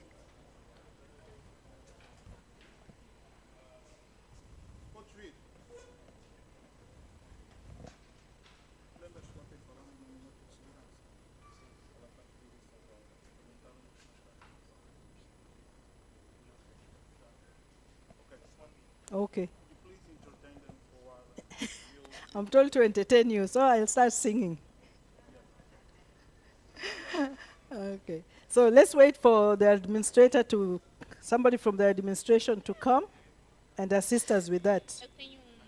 Otherwise, tomorrow, I do believe, apart from that, there's the issues of transport. I think everybody is conversant with since some of you were brought in. However, we have people who came in today. So I'm going to ask that to be announced later after our session so that we know what time you'll be picked tomorrow and where we will be tomorrow. As for us in the ICAO Secretariat, I will announce this once again. If you came in today, or if you came in and you did not get a badge, even me, I don't have a badge, by the way. We have a lady here called Mildred. She sits here. Currently, she's just outside. Please see her so that she can arrange for you to have a badge. Okay? For any queries, she's also assisting with coordinating with the host country. So you can see her, or you can see either of our colleagues from Angola. If you need any assistance in anything apart from what we are doing here, maybe you need to know where the hospitals are, they will do that coordination for us. So, is somebody here? Not yet. Okay.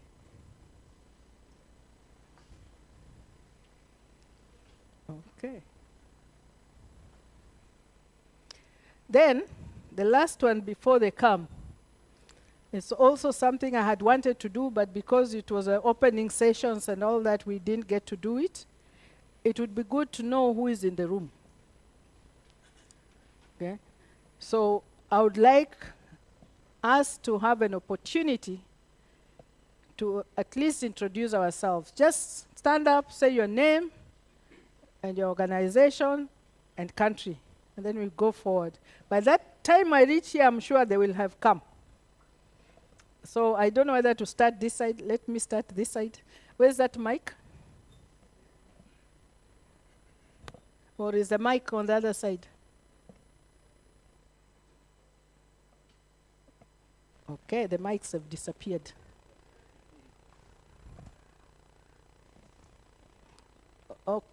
Oh, yeah, just give Congo here to start us off. Give us your name and organization and country. Just that, quickly, and then we can just find out who is in the room with us.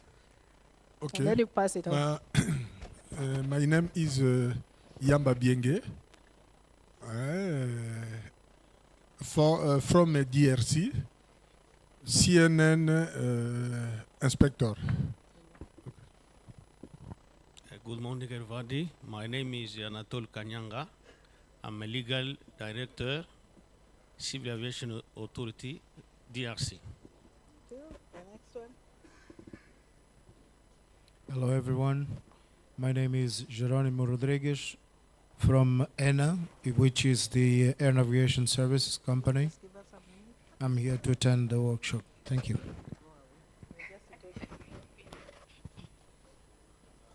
Hello, my name is Teresa Andrea.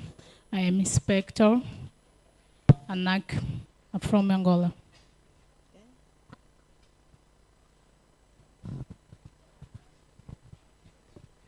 Just tell us who you are. Boa tarde. Okay. Alberto Mau Cabinda, inspetor da Polícia Nacional, pertencente à Direção de Segurança Pública e Operações.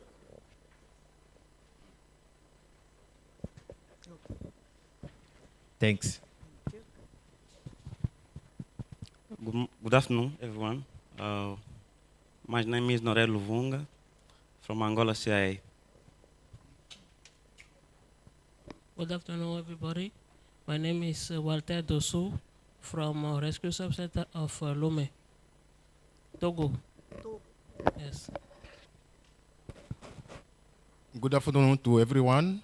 My name is Bajina Kofi. I'm from Togo Civil Aviation Authority as ATM and SAR inspector. Thank you. Good afternoon, fellow workshop participants. I'm Keneo Smuyala Gredo from Zambia, organization Zambia Air Force. Good afternoon. I'm Keneo Milton Ngayeta, Zambia Air Force Director Meteorology. Good afternoon, everybody. My name is Mlenga Donald from Zambia, the air navigation service provider company. My name is William James Mfune. I'm the Inspector, Air Traffic Management and Search and Rescue, Civil Aviation Authority of Zambia. Good afternoon. My name is Augusto Pedro, Inspector AFSEC CA Angola.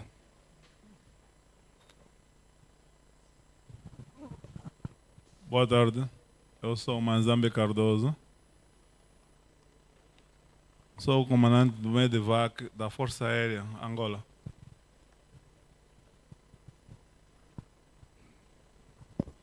Boa tarde. Eu sou o Gil Pedro Viande, da Agência Marítima Nacional, Angola. Good afternoon, Elio Domingos, Traffic Controller from ENA, Angola. Boa tarde, eu sou Maura Vasconcelos, do Ministério da Administração do Território. Boa tarde, Maria Elisete Diogo, Ministério da Administração do Território, Angola. Boa tarde, eu sou Domingos Pedro Pitagros, capitão de mar e guerra pertencente à Marinha de Guerra de Angola. Boa tarde, eu sou o Tenente Navio Domingos Manuel Camana Dalla, oficial para a técnica de busca e salvamento da repartição de busca e salvamento da Marinha de Guerra Angolana. Afternoon, I'm Jerome Thomas from the Ministry of Health, specifically in the Institute of Specialization in Health. Thank you.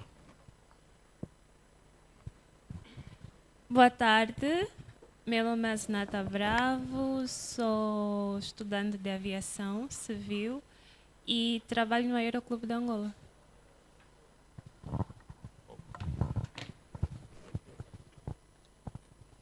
Boa tarde. Meu nome é Emanuel Kandeng. Sou administrador, faço parte do Conselho de Administração da ANAC e sou responsável pela segurança e navegação aérea.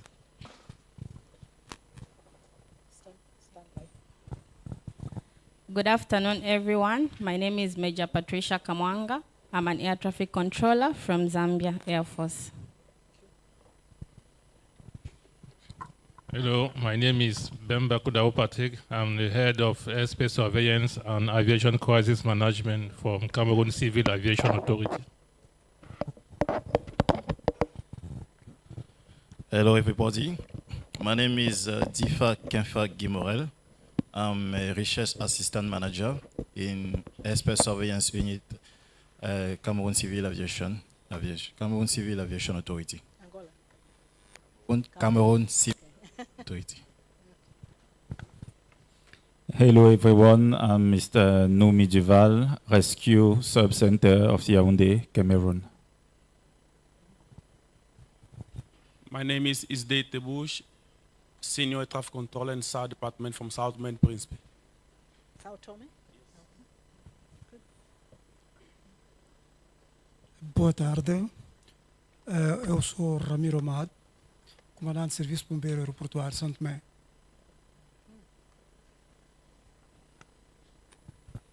Thank you, Sanila Mapanga. I'm responsible for air navigation services from South African Civil Aviation Authority. Good afternoon, everyone. My name is Ananias Sichoni. I'm the Director of Air Navigation Service Standards, Zambia Civil Aviation Authority. Good afternoon, everybody. I am Lieutenant Kenan Mwene. I'm in charge of fire and rescue services from Zambia Air Force. Good afternoon. I'm Ranjiv Sipati from Mauritius, Department of Civil Aviation, and also SMC, Search and Rescue Mission Coordinator. Thank you. Boa tarde, sou José Numa de Jesus, chefe de Departamento de Gestão, Prevenção e Controle de Emergência do Ministério dos Recursos Minerais, Petróleo e Gás, Angola. Good afternoon, everyone. My name is Ilasandra da Silva. I'm the former NCMC from CA Angola. I extend my greetings to everyone present. My name is Eunice Likumbaing. I'm an inspector from the National Civil Aviation Authority. Thank you.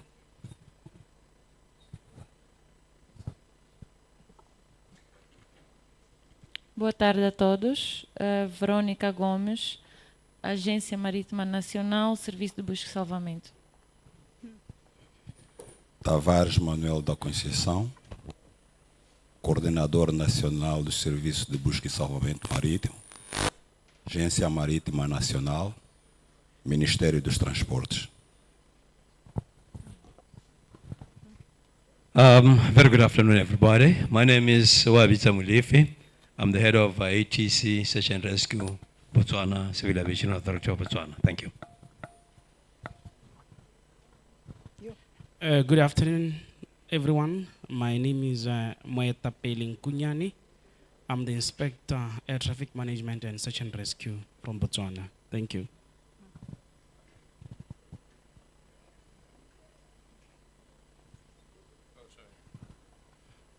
Good afternoon, everybody. My name is Abraham Lomote, Accra Rescue Coordination Center, Search and Rescue Manager, Ghana. Good afternoon, everybody. I'm Abba Fianco, ATM Inspector for Ghana Civil Aviation Authority. Good afternoon, everyone. My name is Alfred Wagura. I'm Chief Search and Rescue, Kenya Civil Aviation Authority. Good afternoon, colleagues. My name is Norbert Abraham, Air Traffic Services and Search and Rescue with Namibia Civil Aviation Authority.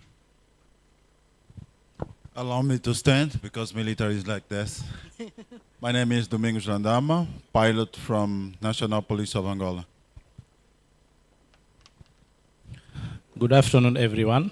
My name is Abi Bombay. I have in charge ITM and SAR at at Senegalese Civil Aviation, and I am ATM and SAR Inspector. Thank you. Good afternoon, everybody. I'm Lieutenant Mamadou Dieng from Senegalese Air Force and Search and Rescue Mission Coordinator from RCC. Good morning, good afternoon, everyone. My name is Sergeant Mamadou Faye.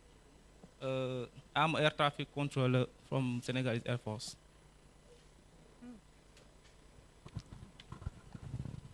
Good afternoon, everybody. My name is David Jones Mwitabangoma from Uganda, and I work in the Aeronautical Rescue Coordination Center. Thank you. Good afternoon.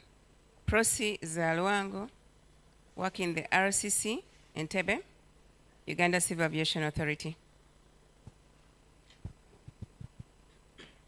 Good afternoon. My name is Kabakubia Andrew Bogere, ANS Inspector, responsible for ATM, Search and Rescue and PANZOPS, Uganda Civil Aviation Authority. Good afternoon, everyone. My name is Chimama Kaisu from the Liberia Civil Aviation Authority, ATM SAR Inspector. Good afternoon, everyone. My name is Grace. Good afternoon, everyone. My name is Grace Kawadza, ATM SAR Inspector with CAAZ, Civil Aviation Authority of Zimbabwe. Greetings to everyone. My name is Matilda Mishapaizi, Air Traffic Services Manager, the Civil Aviation Authority of Zimbabwe. Boa tarde a todos. Inspetor Bombeiro-Chefe, Mário Pedro Quianica, chefe do Departamento de Resgate e Salvamento dos Serviços de Proteção Civil de Bombeiros de Angola. Obrigado. Boa tarde a todos. Inspetor Bombeiro Iracel Madulo, chefe de secção de bombeiros. Boa tarde a todos. Capitão de Corveta Celo Manuel, Ministério da Defesa. Angola. Hello, guys. I'm Major Osvaldo Menezes. I'm Search and Rescue Pilot and Chief of Safety Event. I'm from Angola Air Force.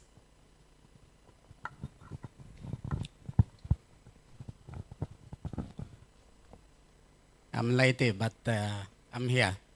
Yeah, my name is Bernardino Carlos, head of ATM SAR for ANAC. Boa tarde a todos. Fala-vos o Diretor Nacional Adjunto para a Autoridade Aeronáutica e Marítima do Chefe Nacional para a Autoridade Aeronáutica. Brigadeiro Horácio Neto.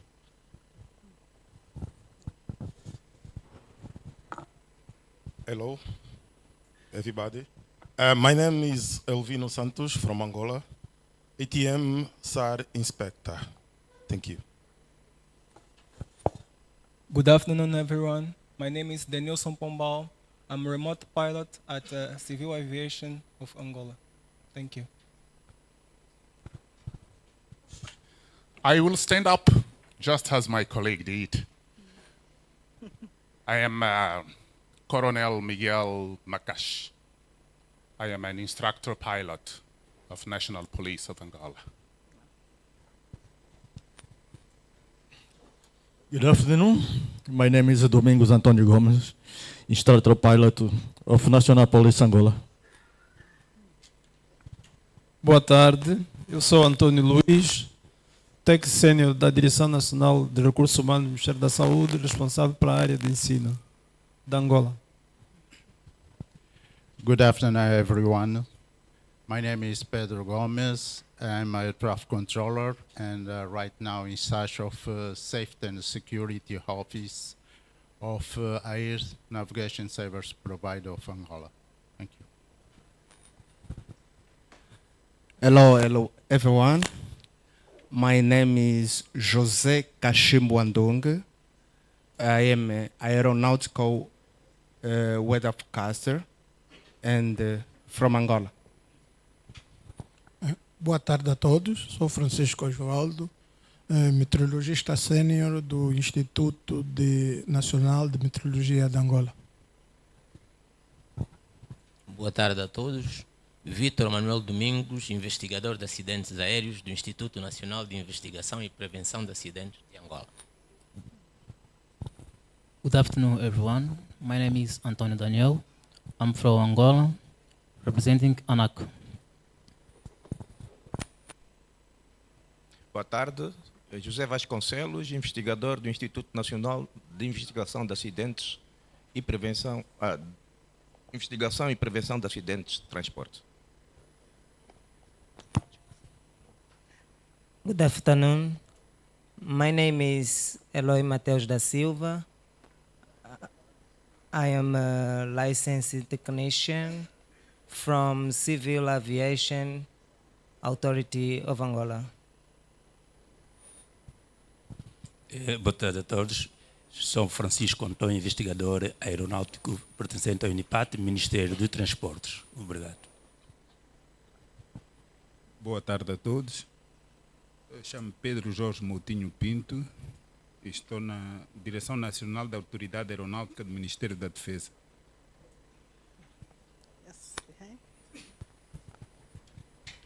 Boa tarde a todos. Sou o Intendente Rui de Oliveira Gomes. Sou piloto de resgate e segundo comandante da Base Regional do Ambo da Unidade de Aviação da Polícia Nacional. Obrigado a todos. Intendente Bombeiro Fernando Gaspar Pedro, diretor da Direção de Resgate e Salvamento do Serviço de Proteção Civil e Bombeiros, Ministério do Interior da República de Angola. Obrigado.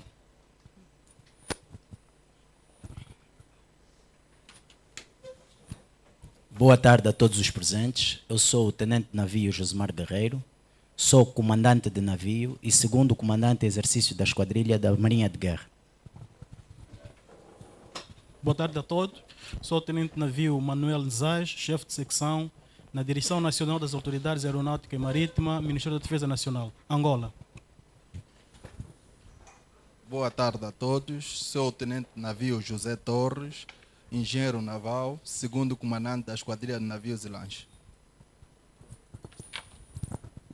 Muito boa tarde, sou o sargento ajudante Job Socola, técnico para a fiscalização de recursos marinhos da Direção Nacional de Autoridades Marítimas e Aeronáutica, Angola. Muito boa tarde, sou Manuel Delgado, responsável do Centro Regional de Fiscalização das Pescas de Luanda. Obrigado.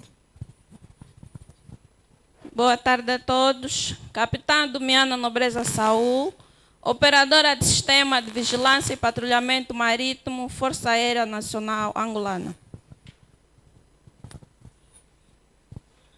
Boa tarde a todos. Eunisa Teixeira, chefe do Departamento Interino da Inspeção Geral da Saúde, Ministério da Saúde, Angola.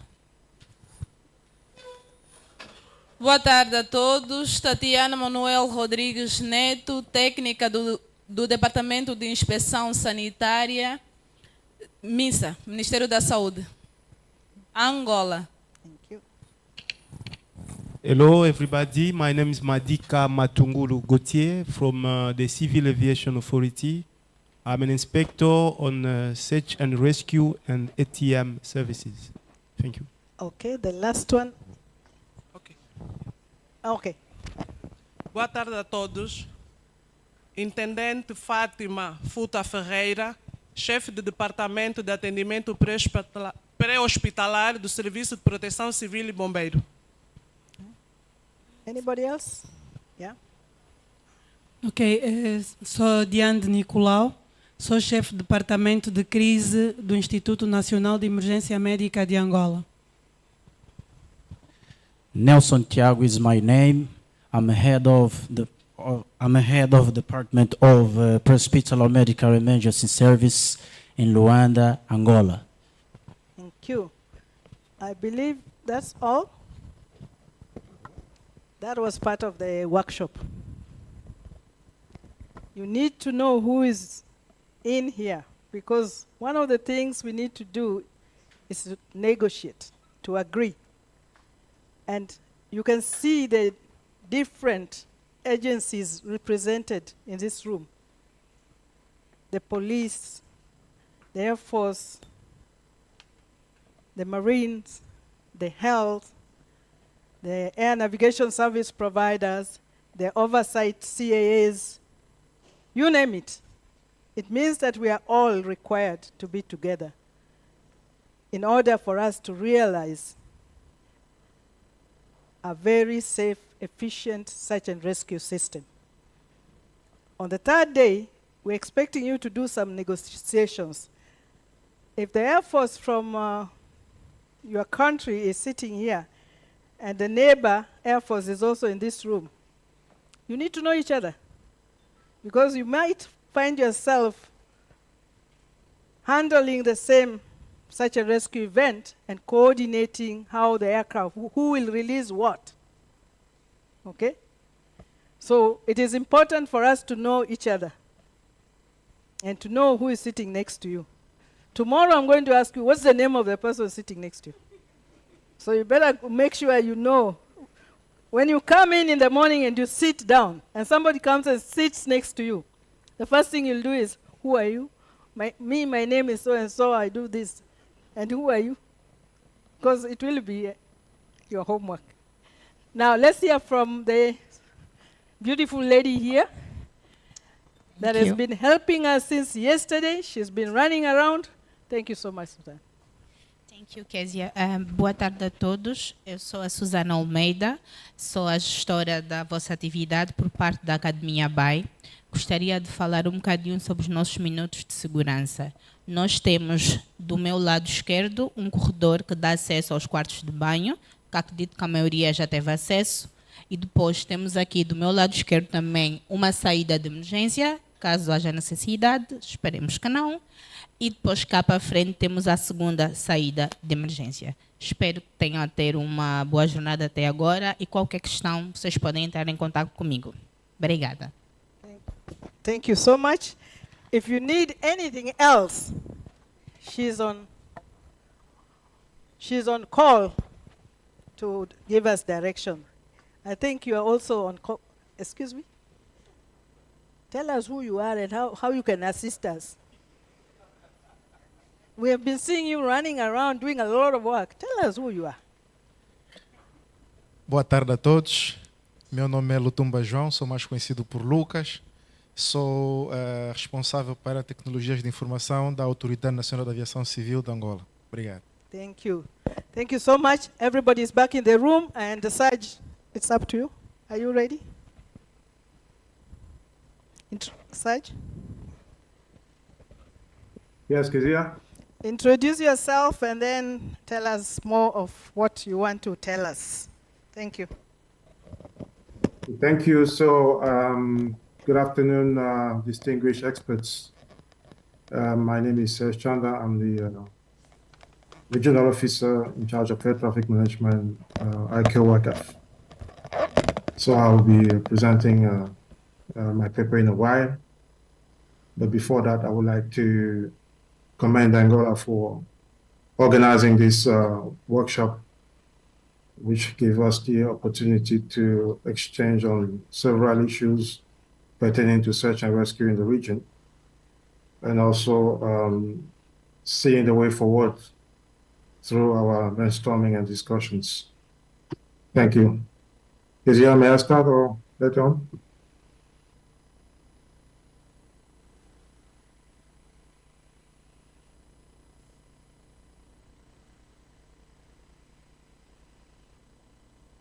Hello, Kezia, may I go on? Go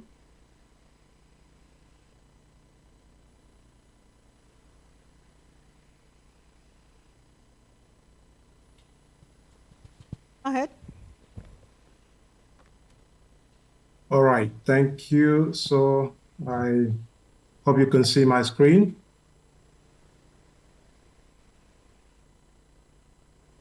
Yes, we can. Okay, thank you. But you need to go on presentation mode. Okay, go ahead. Yeah, I think it's coming.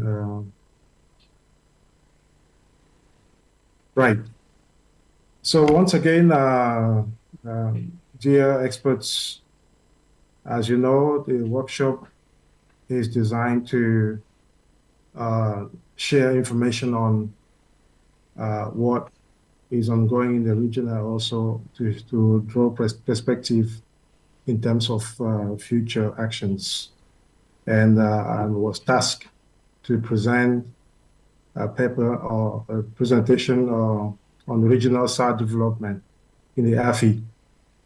So we'll be looking at the framework in which search and rescue is conducted in the AFI region, and also giving a look at the status of the search and rescue in our region, how far have we progressed, and the challenges and opportunities that we are having in the region, and look at the regional initiatives as well. So, in terms of framework, it is worth reminding us that all we do start from the Chicago Convention, in which Article 25 states the responsibility of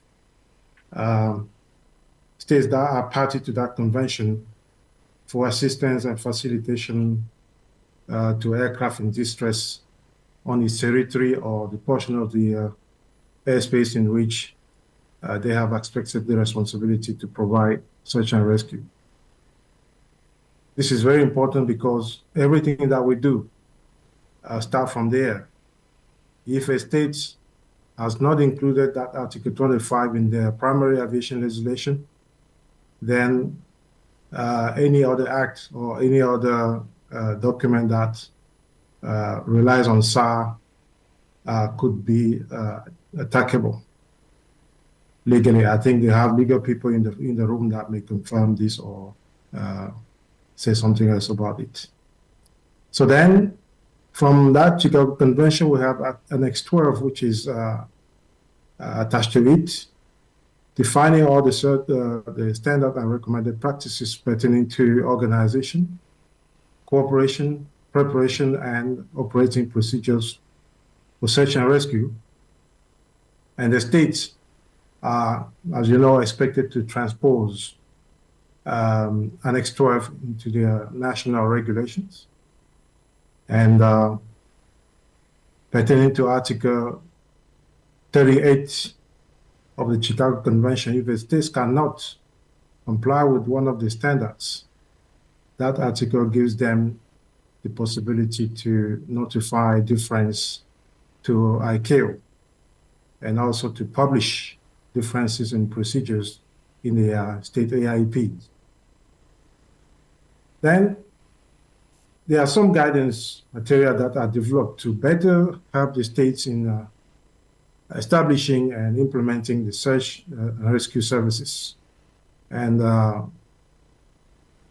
DOC 9731, which is the International Aeronautical and Maritime Search and Rescue Manual, which is established in 3 volumes, provides some useful guidance on the organization and management, mission coordination, as well as mobile facilities, which is where the state should actually derive most of the procedures that they implement and the best practice for the establishment of an effective search and rescue in their states.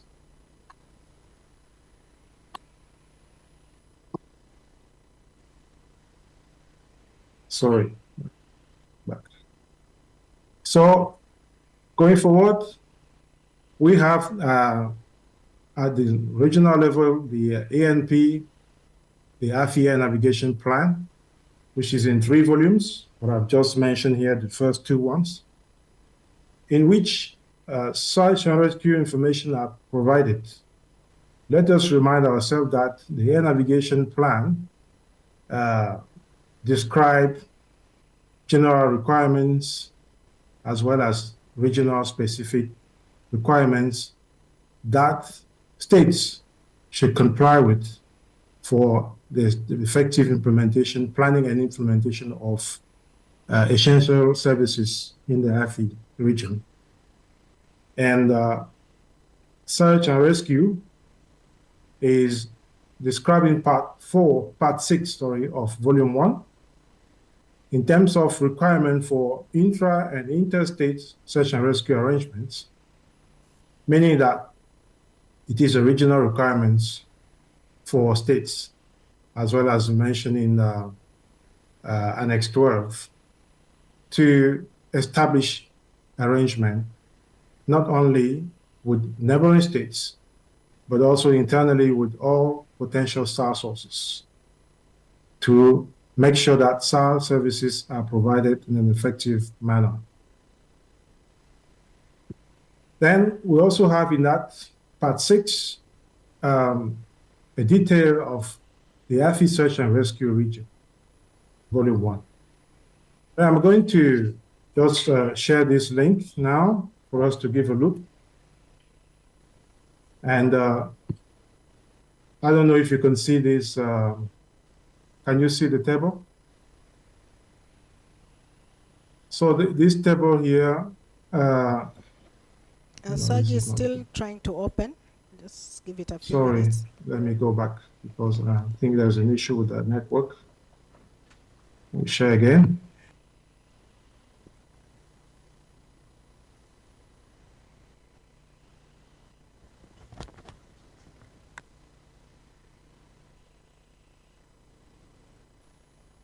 Good. Second, please. It actually came on and then disappeared. Yeah, I think it is due to the network. Anyway, I will see how to display it. So anyway, the table I wanted to share is about the, I think I picked up the wrong link. It's about showing you the search and rescue, sorry, this is not good at all. Showing the search and rescue region in the AFI region, which is, in fact, the tables are empty. And why? Because we did not receive state information on the search and rescue region. where normally they are supposed to provide details of lateral and vertical limits of the search and rescue region as per their AIP. So it's an appeal that we are making to the states to provide those information when required by the regional offices. We did circulate a state letter requesting the information in the framework of the future amendment of the air navigation plan. And we received very few feedback from the states. Something like 2 or 3 states responded providing coordinates of the search and rescue region. And we're talking about sharing information and also establishing effective search and rescue in our region. It will start by having the appropriate information. If we don't have information, how can we then cooperate? Then in volume 2, also part 6, we have requirements for coordinated SAR responses. So it is a regional requirement calling for the states to coordinate their responses. Meaning what? Meaning that based on the arrangements that are made, states are encouraged to establish collaborations with neighboring states to make sure that cross-border SAR operations are well conducted. And it goes through letter of agreement, which should be signed between the states and the neighboring states, not just between the state and some states, but it should be with all the neighboring states to make sure that the SAR operations are conducted in a very effective manner. And in that part 6, we also have details of states rescue coordination centers and rescue sub-centers, including the SAR point of contact details. And as was mentioned during the discussion this morning, there's an issue with some information that we get from the states concerning the disclosure of the search and rescue, the rescue coordination center and sub-centers in terms of the names that are provided. So one of the questions this morning was about the establishment of an RCC in the states. And I would like to be clear on that because in Annex 12, when you go to Section 2.1.3 of 2.3.1, sorry, it is clearly stated that states should establish a rescue coordination center for each search and rescue region. What it means, it is not accommodate to have two RCC for one SRR. It's like having 2 pilots of same levels sitting in the cockpit. We also always have one be in command and also the other one be the co-pilot. So if you have 2 RCC in the same search and rescue region, who is going to be the one coordinating? Who is going to be the one responding to alerts received? So it is an obligation for the states to establish RCC, yes, but we also have, based on what is in Annex ANP Volume 2, the regional arrangement, regional agreement among the states that RCCs are established for the states or sometimes for group of states. And if a state wish to establish its own RCC, then the ANP has to be amended, meaning what the state has to submit what we call a proposal for amendment, which has to go through the established mechanism for the creation of their own search and rescue region and then their own RCC. And regarding the point of contact, SAR point of contact, the table that we have in ANP Volume 2 does not have any information regarding the SAR, the spoke. So we expected the states to provide information on the identified spot. Yes, it is. But then how do we contact them? We need details of that in the remark column in that table. Another document that is also used in the region is the search and rescue AFISAR plan, which was developed in 2018, 2019, and then providing a framework and strategy for the AFI states to meet their SAR needs and obligations. It's a very useful document. We still need to promote it to be used by the states as the regional framework for harmonized establishment and implementation of search and rescue in the region. So that's for the framework.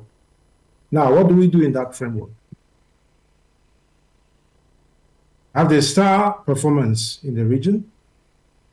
As a whole, we look at roughly 6 areas in terms of legal and regulatory framework, establishment and provision of search and rescue services, operational procedures, personnel training and exercise, SAR services oversight, improvement of services, and SAR convention and agreement.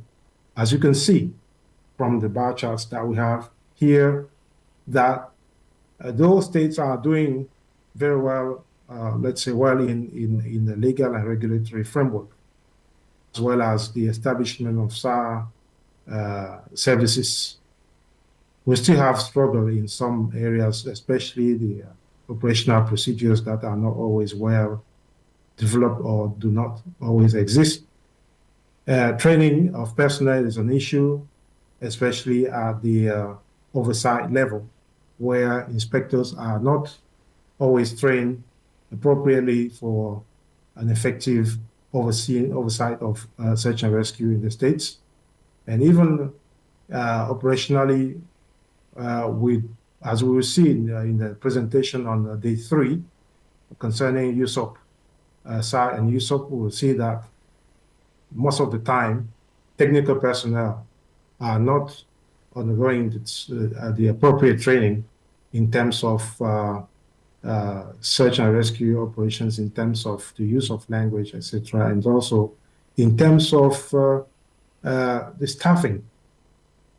And SAR agreement, you can see that figures is showing that SAR conventional agreement is, the figures are encouraging, but we still have some states that have not developed any SAR agreement with neighboring states. Looking at state-by-state figure, well, in the ISAF, you notice that based on these bar charts, that from the red colors, these are the states with overall SAR performance below 50%. Okay, and we have some 6 states that have 6 to 8 states that have a score above 50%. Means that we still have efforts to be done at the state level in terms of the overall SAR performance based on the identified elements that are used to determine the state's performance in search and rescue. In WACAF, so you see the same figures in WACAF. We have many states with search and rescue performance below 50%. Quite a good number are between 50 and 75%, and 2 are above 75%. And these states, the information that are provided here, most of the time are derived from the state's information in the ICAO online framework, the ISTAR, and also from the ROS mission that the regional offices conduct to the states. Well, you will see some states with 0%. 0% does not mean that the state has not done anything. It just means that we haven't got any information at all from the states, which is something that we're still working on. to make sure that all the states report appropriately.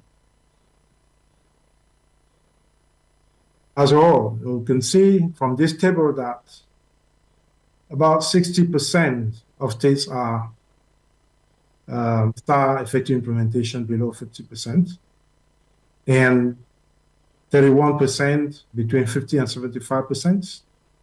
Only 4 states in the AFI have effective implementation, which is beyond, above 75%, but still less than 90%. And no state has established search and rescue services performing above 90%.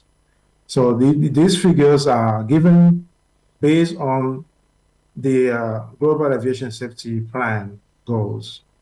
So we look at that from the levels that are established, and we see that many states are still below 60%, 50% effective implementation. Though efforts are made, we still have to work on that to make sure that if our figures move a little bit up. In the region, we have some challenges that are common to the states. This is based on the information that we receive or we get from our contact with the states or from the regional office support team missions. One of the main challenges are, for instance, the inappropriate national search and rescue organization, relatively low interstate search and rescue agreements, inappropriate civil military cooperation, the understaffing at regulatory and provider levels, insufficient training for SAR personnel, both oversight and operational. And as we mentioned this morning, we have irregular search and rescue exercises that are conducted at state levels. Because the standard say that exercises should be conducted in a regular manner, and it is not always done. And when it is done, we do not always have cross-border coordinated exercises. Some states would also just conduct the exercise internally, and information on the exercise conducted is not shared with the ICAO. So we don't know who is doing what most of the time. We also have a lack of or inappropriate operational procedures, meaning that procedures are sometimes developed, not approved, or when it's approved, is not properly implemented. And the lack of implementation will also come from the fact that SAREX are not conducted to test the robustness of operational procedures. Limited access to funds, those making SAR projects not moving in a very satisfactory manner. And we also have limited impact of regional projects and initiatives. Main ones, we have regional projects that are established. Since we do not have full commitment of stakeholders, the projects will, at the end, will not be as efficient as we wanted it to be. And then lack of effective information sharing on the search and rescue. Hopefully, we do have opportunities that could help us address those challenges. Among them, we have those institutional commitment that would have from APEC. APEC is the AFI Planning and Implementation Regional Group, which then established projects team to work on search and rescue matters in helping the states, assisting the states in the establishment of effective search and rescue services. We also have the African Union Commission, which can help with promoting search and rescue towards the high-level decision makers. We have the regional economic communities such as ECOWAS, the EAC, ECAS, SADC, etc. And technically, we do have experts in the region. And I can see from the presentation, from the introduction that was done before this presentation, that we do have experts, we have talents in our region. The main issue is that we don't know them. We do not have a clear repository of who is what in the region in terms of search and rescue. So this is something that we also need to work on, establishing a clear repository of search and rescue experts, not only those that are specialized in search and rescue. We have legal people that could help. We have people from the army, from the police. So we need to know who is responsible of what in terms of search and rescue in the States. Issue of funding could also be tackled by looking at the AFI plan, which is a mechanism which is established and approved by ICAO Council to gather funds to help the states, African states, establishing, to improve safety in their states. We have the Implementation Support Group, which is also another ICAO platform which can help, and the African Development Bank. Sometimes they are interested in search and rescue matters as well. Implementation of stream will help us to better share information. So this is technology system that is progressively being implemented worldwide. So Africa should also take advantage of that, and search and rescue in particular. Emerging technologies are also available for e-learning and virtual courses, webinars, as well as the use of apps, for instance, for SAR operations, as discussed this morning. So, in terms of regional initiatives, we have the establishment of the AFI SAR Technical Expert Team.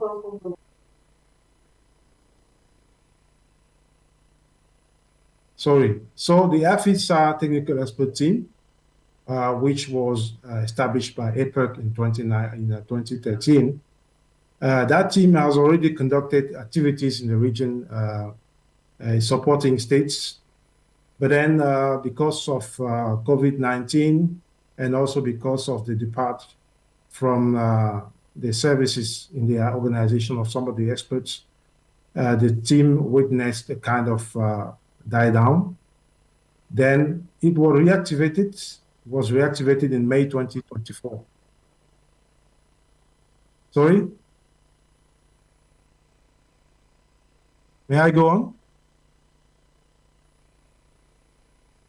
Okay, thank you. So I was saying that the SAR AFI Tech was established in 2024. I'm getting the translation on my, I don't know why it's coming out on my mic here.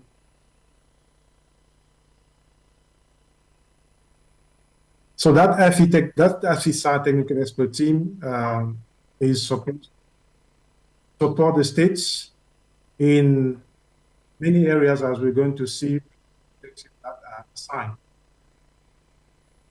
We also have high-level ministerial conference on improvement of search and rescue services held in Lomé, Togo, 2017. Just give me a second. I think I have interpretation coming in on my side. Let me solve that issue. Okay, so the key outcome of that interministerial conference was the high-level statement, including states' commitment to support the effective implementation of search and rescue in the AFI region. So when you look at the statement, it is really a high-level document showing the willingness of the states to commit to SAR development in the region. But then we need to do a follow-up on the implementation of the outcomes of that ministerial conference meeting, which is something that the regional offices and the AFI SAR Technical Expert Team will be working on. And have regional projects under the AFI SAR plan, and some of the projects that are based on the regional economic communities, such as, for instance, the SAR Pastaco projects for the Central and Western African states. So these are the projects that are developed to support states regionally in the sub-regions. Funds will be once available, will be used to support the states in the area that are of need. And we encourage the RECs to do so, to also to develop such projects, because when we have global or let's say regional projects, sometimes funds are not always sufficient to assist each individual states. And we encourage the states to go in terms of sub-regions through the regional economic communities. Training and sensitizations are also conducted. We do have a workshop in Seychelles in 2016, another one in Sharala in Oman in 2019, and Rwanda is also now having this 2024 interregional workshop, which is opportunity and forum for brainstorming discussions on the issues and challenges that we're facing, and also the way forward. Some training initiatives in the region. We would have some centers that are established for SAR training, training of inspectors, training of SAR mission coordinator, etc. Some examples are in Cameroon, Kenya, Senegal, etc. So, talking about the AFIS plan, SAR project 2025-2026, it is a project that is developed by the regional offices, IK regional offices, and the project will be discussed during the AFI Week 9, which is scheduled in Libreville, Gabon, from 15 to 17 July 2024. So that project covers the 48 African states, and the priority in the project will be given to the less advanced states on the principle of the no country left behind.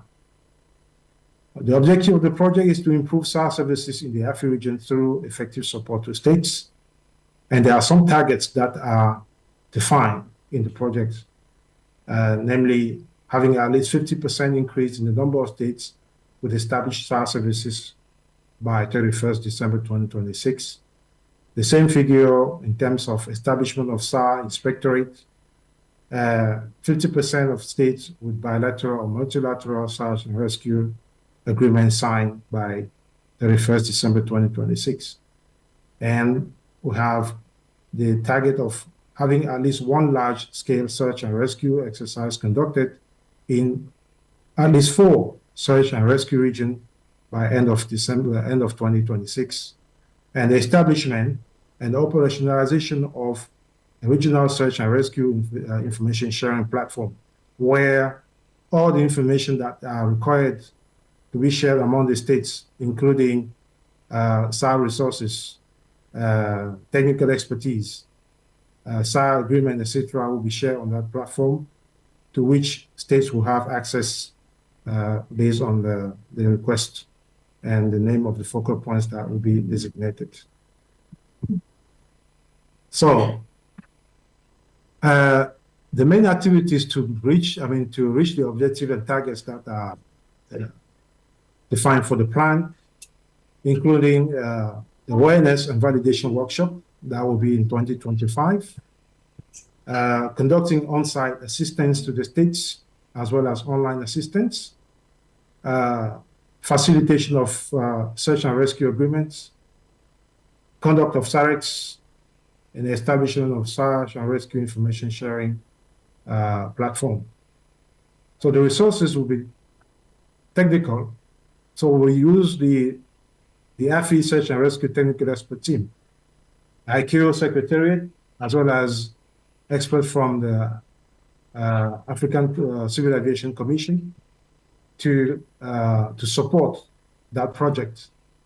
And the funds are expected to be provided through the AFI plan with the support of the AU and regional economic communities as well. with a budget which is estimated around 438,000 USD dollars that needs to be secured for the project.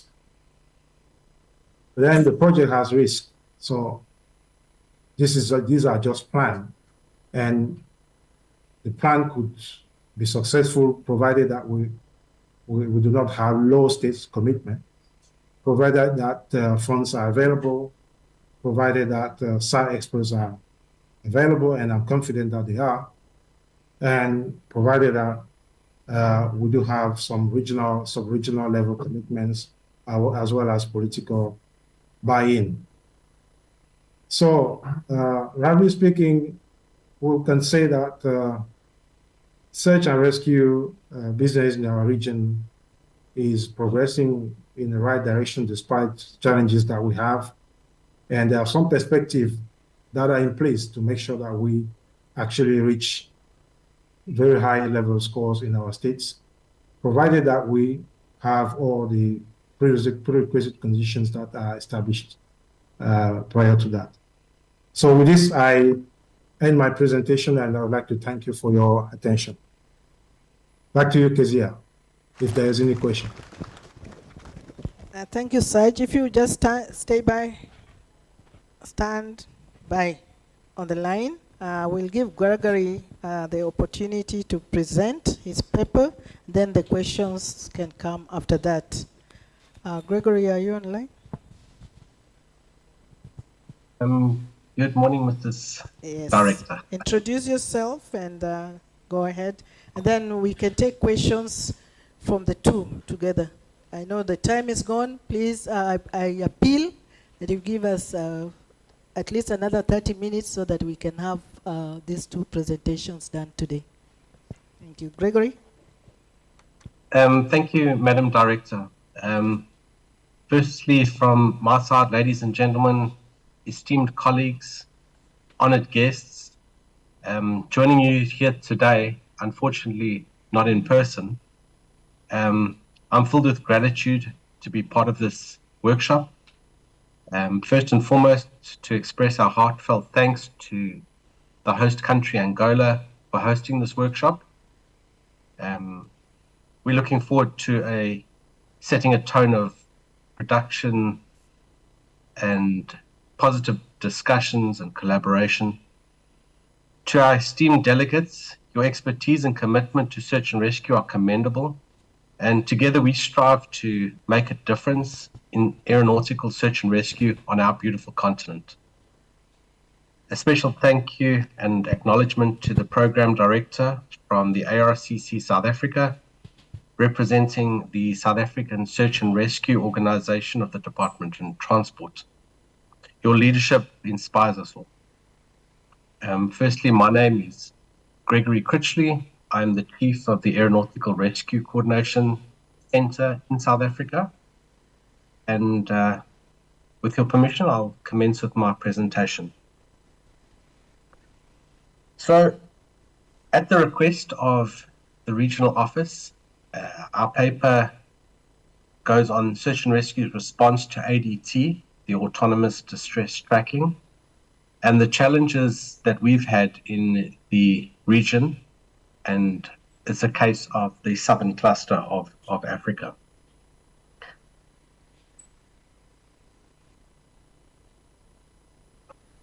Trying to get my thing. So my presentation today would broadly outline the South African Mission Coordination Center, as there's quite a few members that are not too familiar with the program, although it has been discussed in various sessions already. SPOC, the search and rescue points of contact on communication, the agreements or arrangements for SPOCs, and those are according to the COSPA SARSAT program. What are the expectations of SPOCs? Then the autonomous distress tracking. How is that going to now affect the RCCs and for the other organizations that are here? Then what are the challenges we've received and expected as being a regional partner for the COSPA SARSAT program with 14 countries falling within our service area? and then just run through a case review that happened recently, and to get some perspective on how search and rescue is being done in South Africa. So starting off, the ASMCC alerts for the COSPA SARSAT program.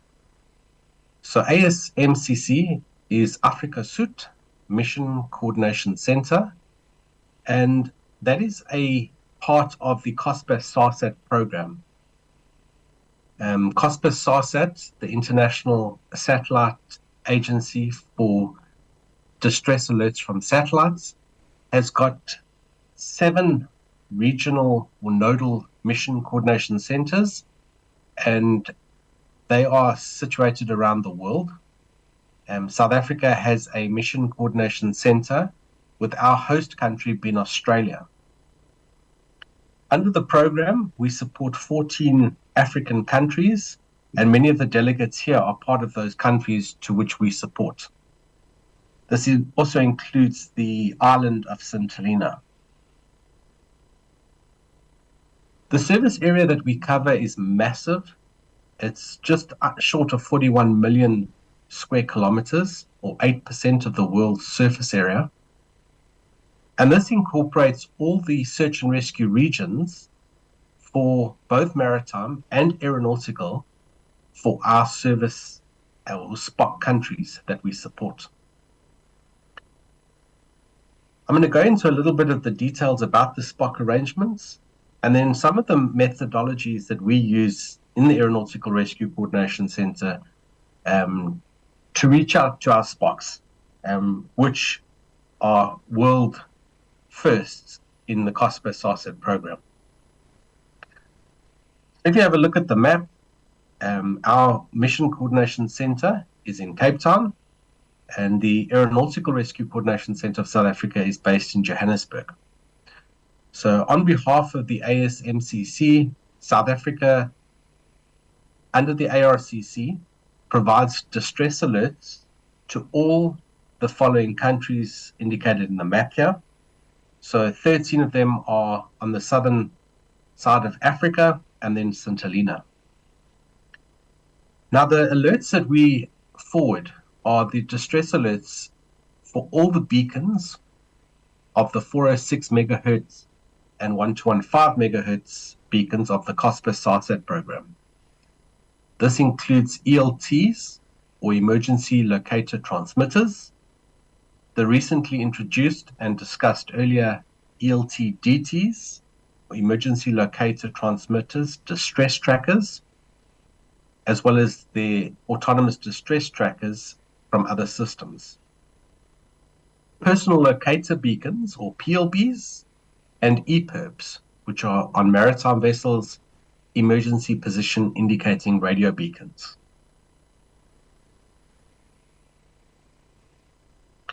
So for us to be able to perform our duties, we mentioned in the previous presenter, he mentioned SPOC communication, and at present, South Africa runs SPOC communication tests through the Aeronautical Rescue Coordination Center to our 14 countries within our service area. A SPOC communication test, or search and rescue point of contact communication test, is a requirement that once a month, a live test is done to each of the countries to test their response times. We, using various methods, we use AFTN signals as well as WhatsApp, have reported for the last financial year a 93% success rate on our SPOC communication tests. This may look good on paper, but this shows that 7% of the tests that we conducted throughout the year were not responsive within the 30 minutes time period allowed for by the COSPA SARSAT program. We strive to get a 100% SPOC test, but the requirement is that our SPOCs respond within 30 minutes to be able to get a 100% SPOC test. We require the commitment of all the search and rescue organizations that are SPOCs within the program to be able to respond immediately upon receipt of a distress alert. We all know about the golden hour within search and rescue for providing life-saving treatment or care to persons involved in aircraft accidents. Here we've got a program that is allowing us to be notified immediately when an aircraft has been involved in a potential aircraft accident, which gives us the lead time to be able to respond quicker.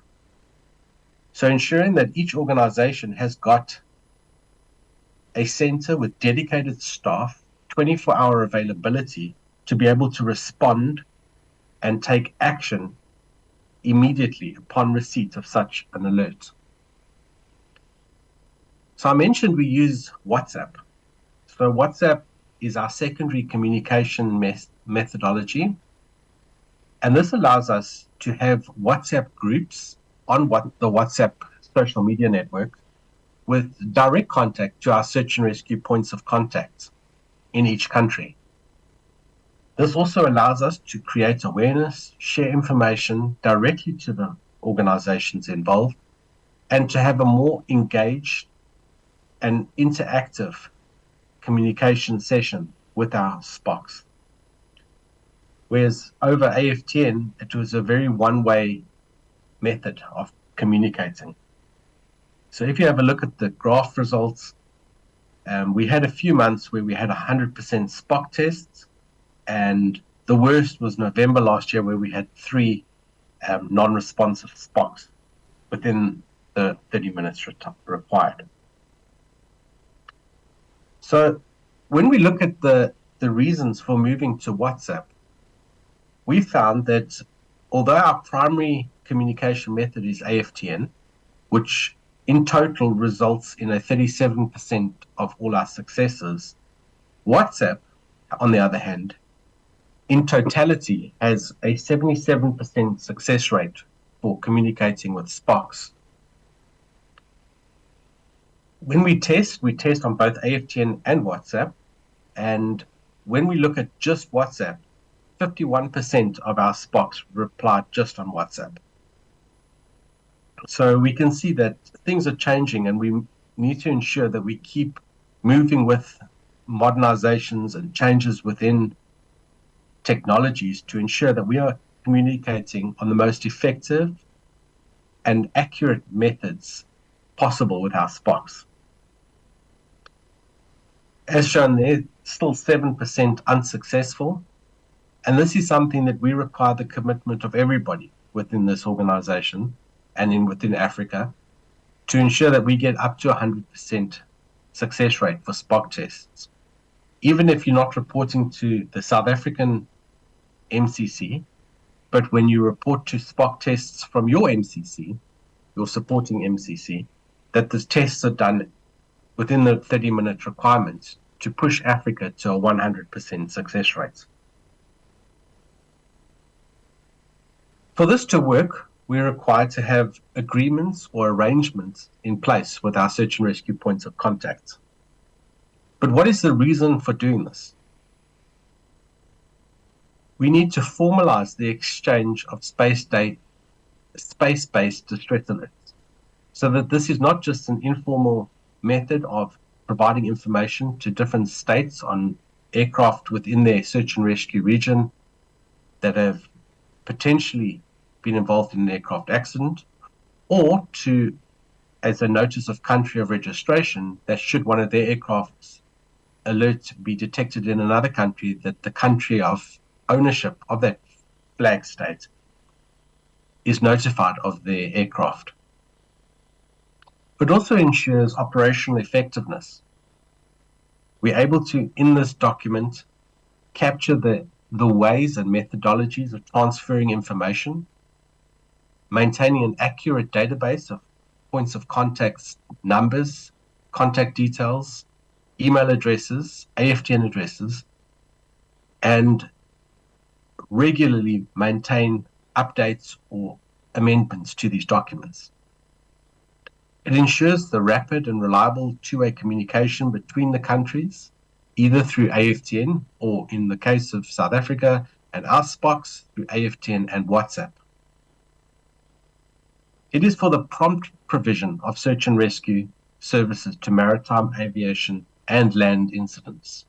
So bearing in mind the alerts that we get, depending on what organization receives them, whether it be an aeronautical rescue coordination center, where they'll receive ELTs or emergency locator transmitter beacons and possibly PLBs, or maritime incidents where they'll receive EPIRBs and PLBs.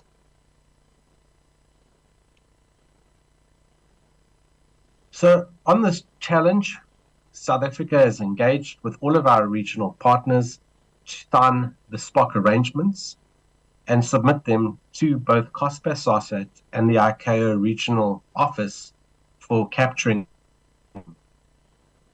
We started this process off in October last year, and 13 of our 14 countries have signed SPOC arrangements, and these arrangements are already with the ICAO office as well as COSPAS SASAT. We still have one arrangement outstanding, and we're working very closely with that country to ensure that this arrangement is signed and placed on record with our office in ICAO as well as COSPAS SASAT.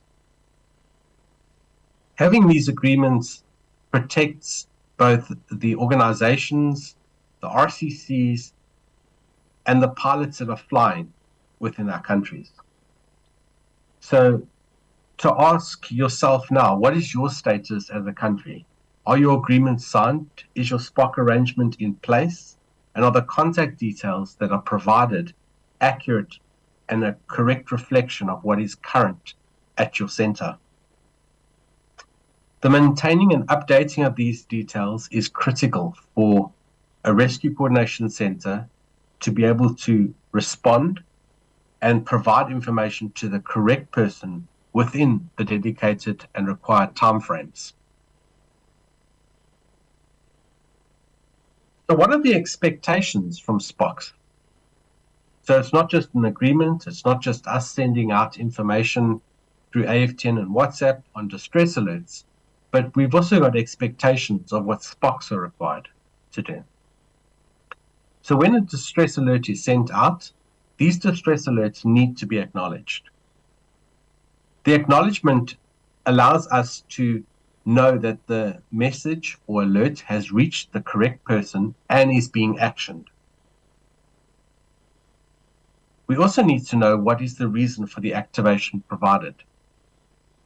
So in the next slide, I'll get to it shortly, there's a list of requirements, of reasons why beacons were activated, should it not have been in a distress situation.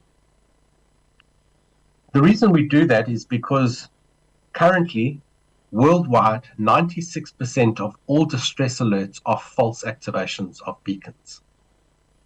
We are working very closely with all of our countries, working with all of our airline operators, our maintenance organizations, and airlines to ensure that the beacons are activated only during distress events, and that false activations caused under maintenance, for example, are reduced to an absolute minimal.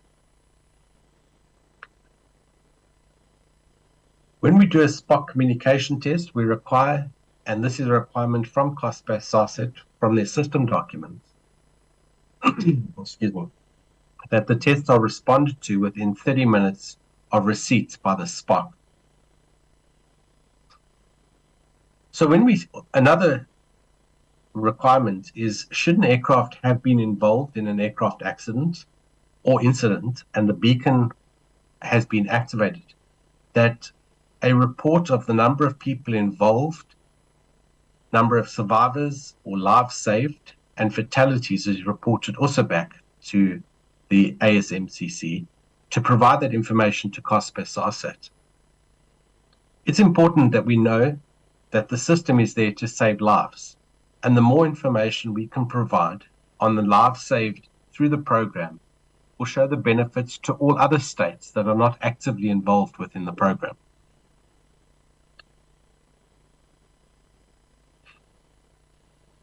South Africa has developed this information graphic, which is now on the COSPA SARSAT website.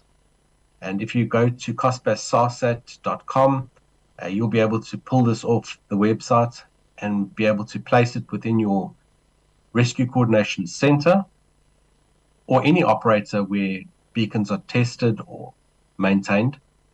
And this provides a list of all the reasons for activation of beacons under false alerts.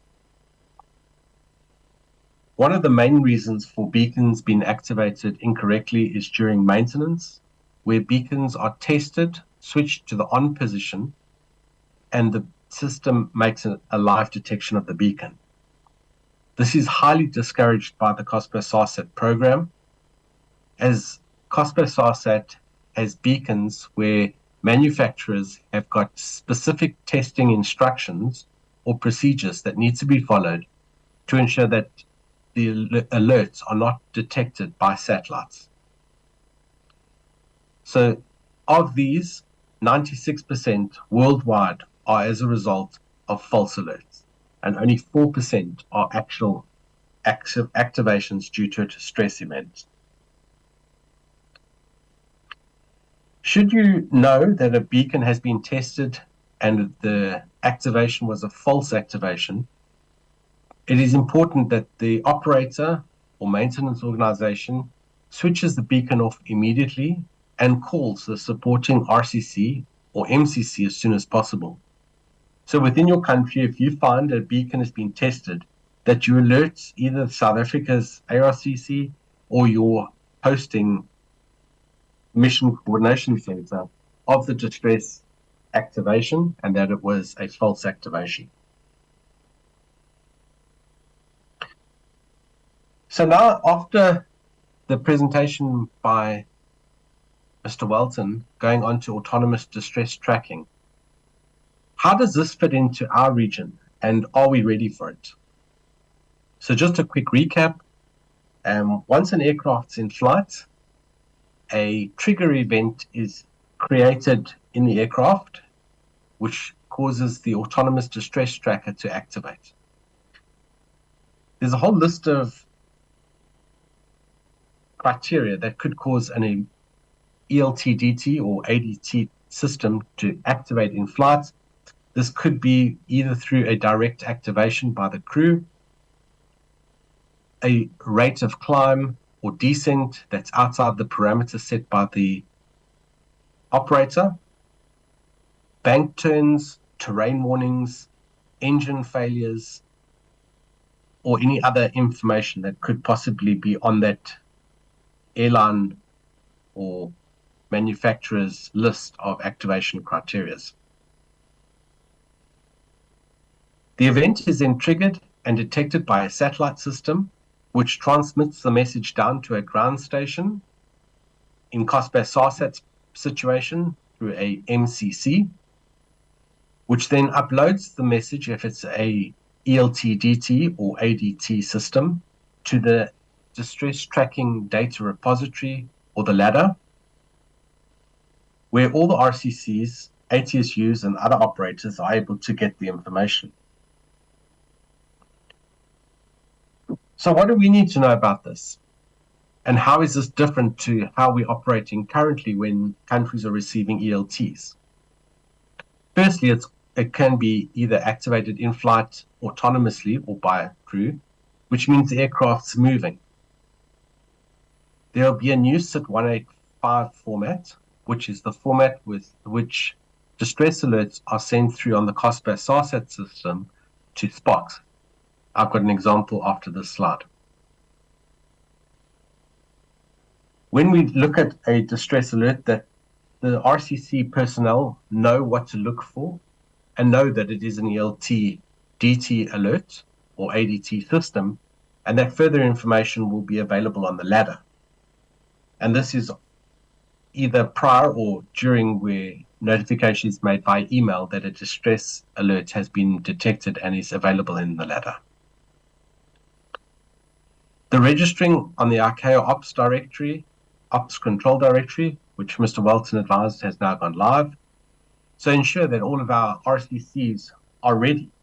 And since there's a lot of air traffic service providers within the meeting as well, that all the ATSUs are also aware and have access to the ladder. That staff are trained and that they understand what is being happening within the ADT or ELT environment. And it's important that information is provided to air traffic control staff to ensure that they are aware of what GAD's system is all about. Do they have access to a ladder? Does an RCC have internet access? Does an ATC hall have an internet access?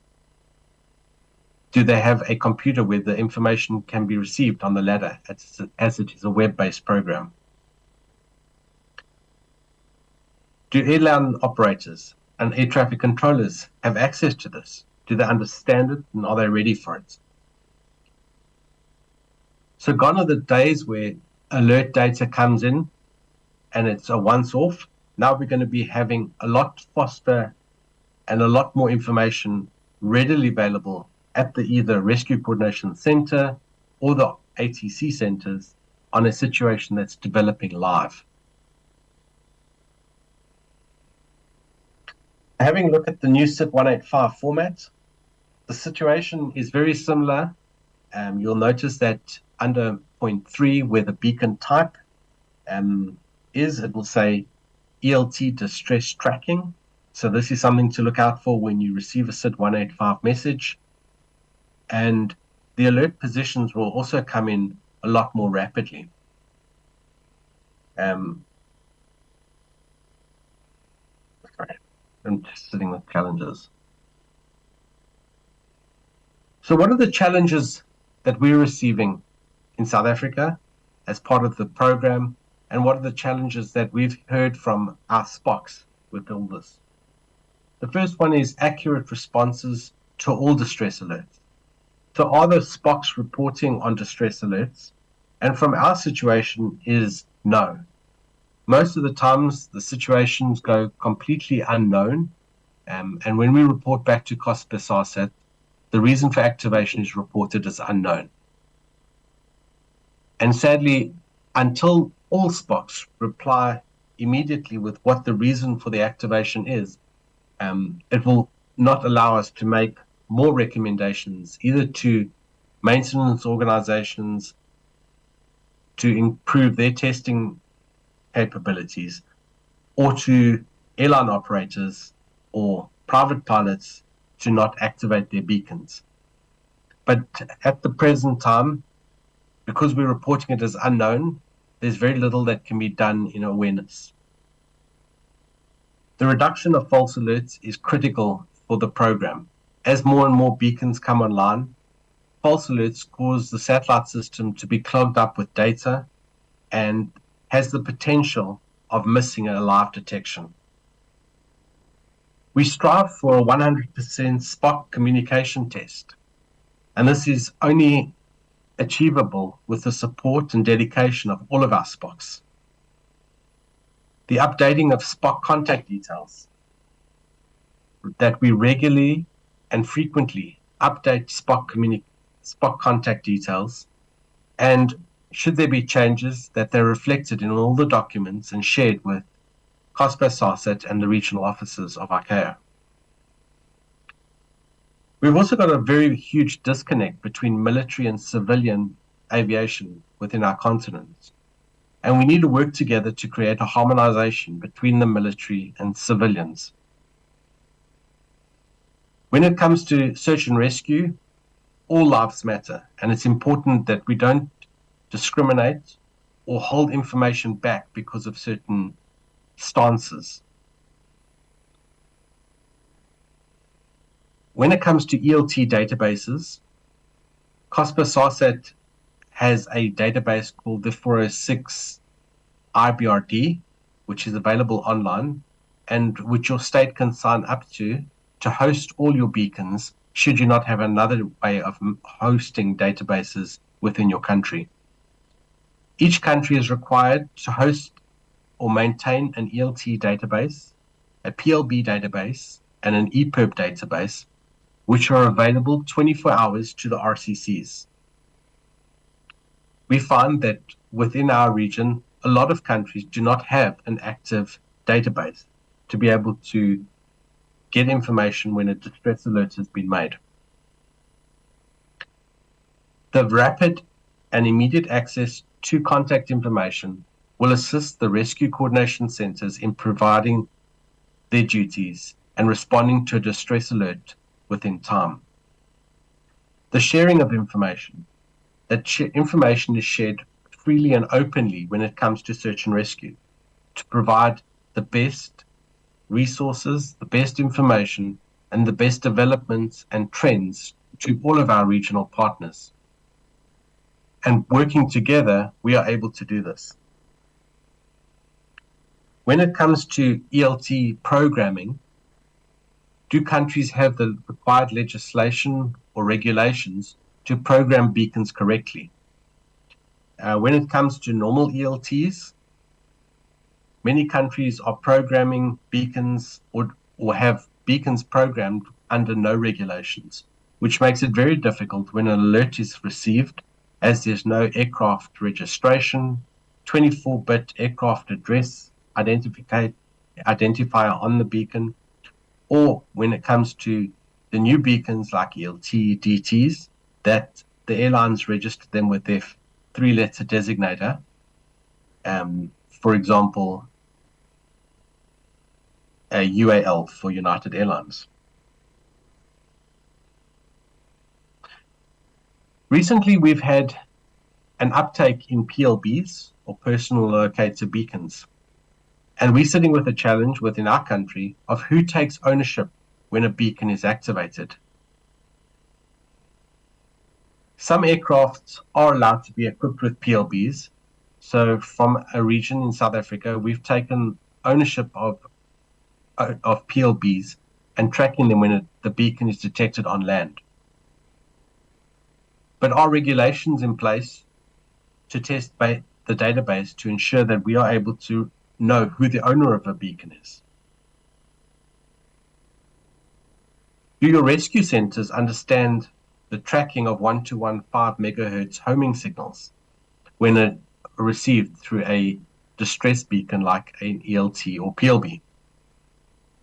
Are the rescue services trained and equipped with resources to be able to do this?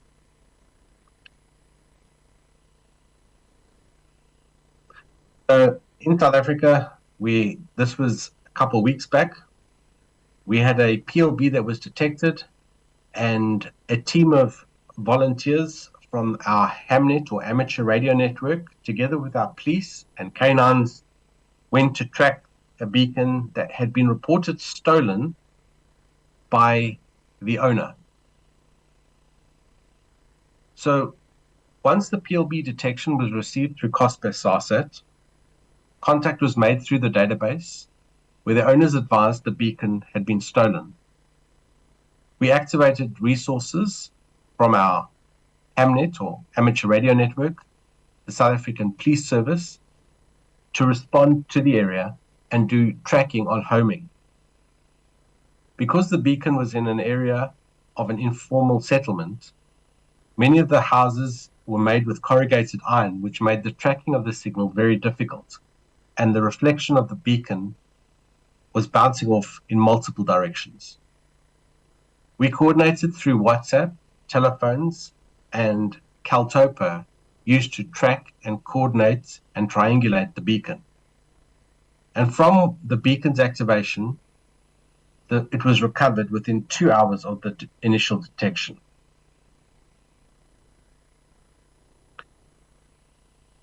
So how does this success story show why it's working? So it is important that the planning and coordination from a rescue center is done effectively, that there's quick activation through established methods, that they're acknowledged and documented within your rescue coordination plan, that the correct activation is made, including the safety and security of your rescue officials, depending on where they're going, that rigorous training is provided through all of our search and rescue units, and they're aware of all the information that we've received and developments, and work together in training to ensure a unified response.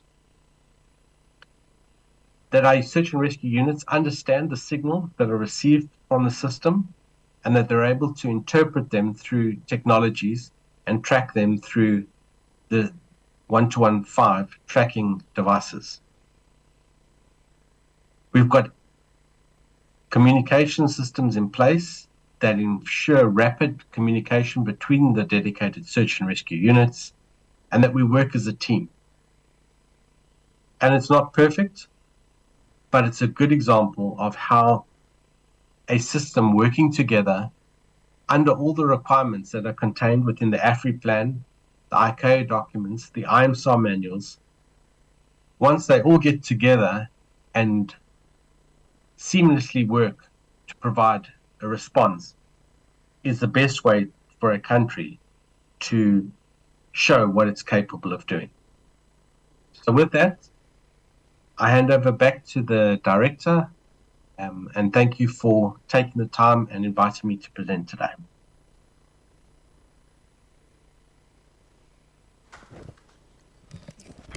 Thank you, Gregory. I wanted to find out from you, are you available tomorrow, GMT +1, 9 o'clock?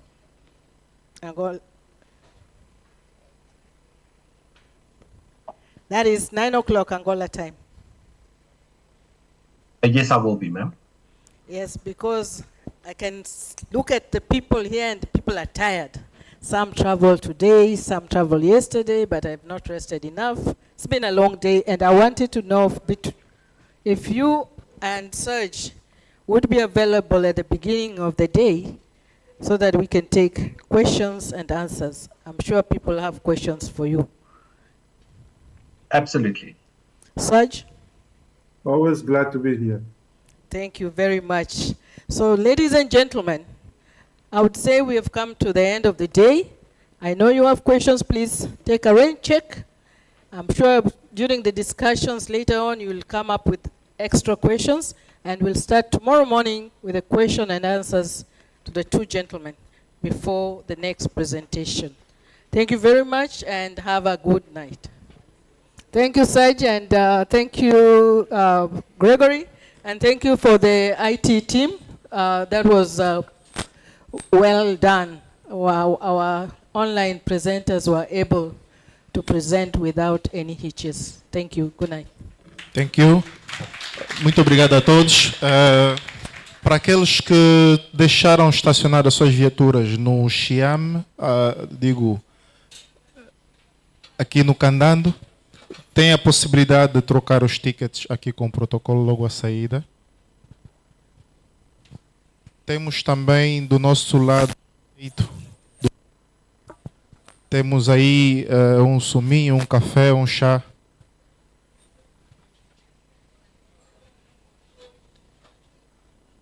Do lado direito do palco.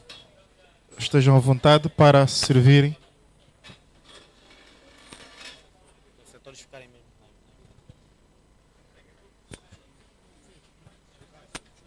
Os rádios devem ser deixados por cima da mesa, por favor. Pedimos a quem tem encontrado um telefone que deixe com as meninas do protocolo. Há um telefone que desapareceu aqui na sala.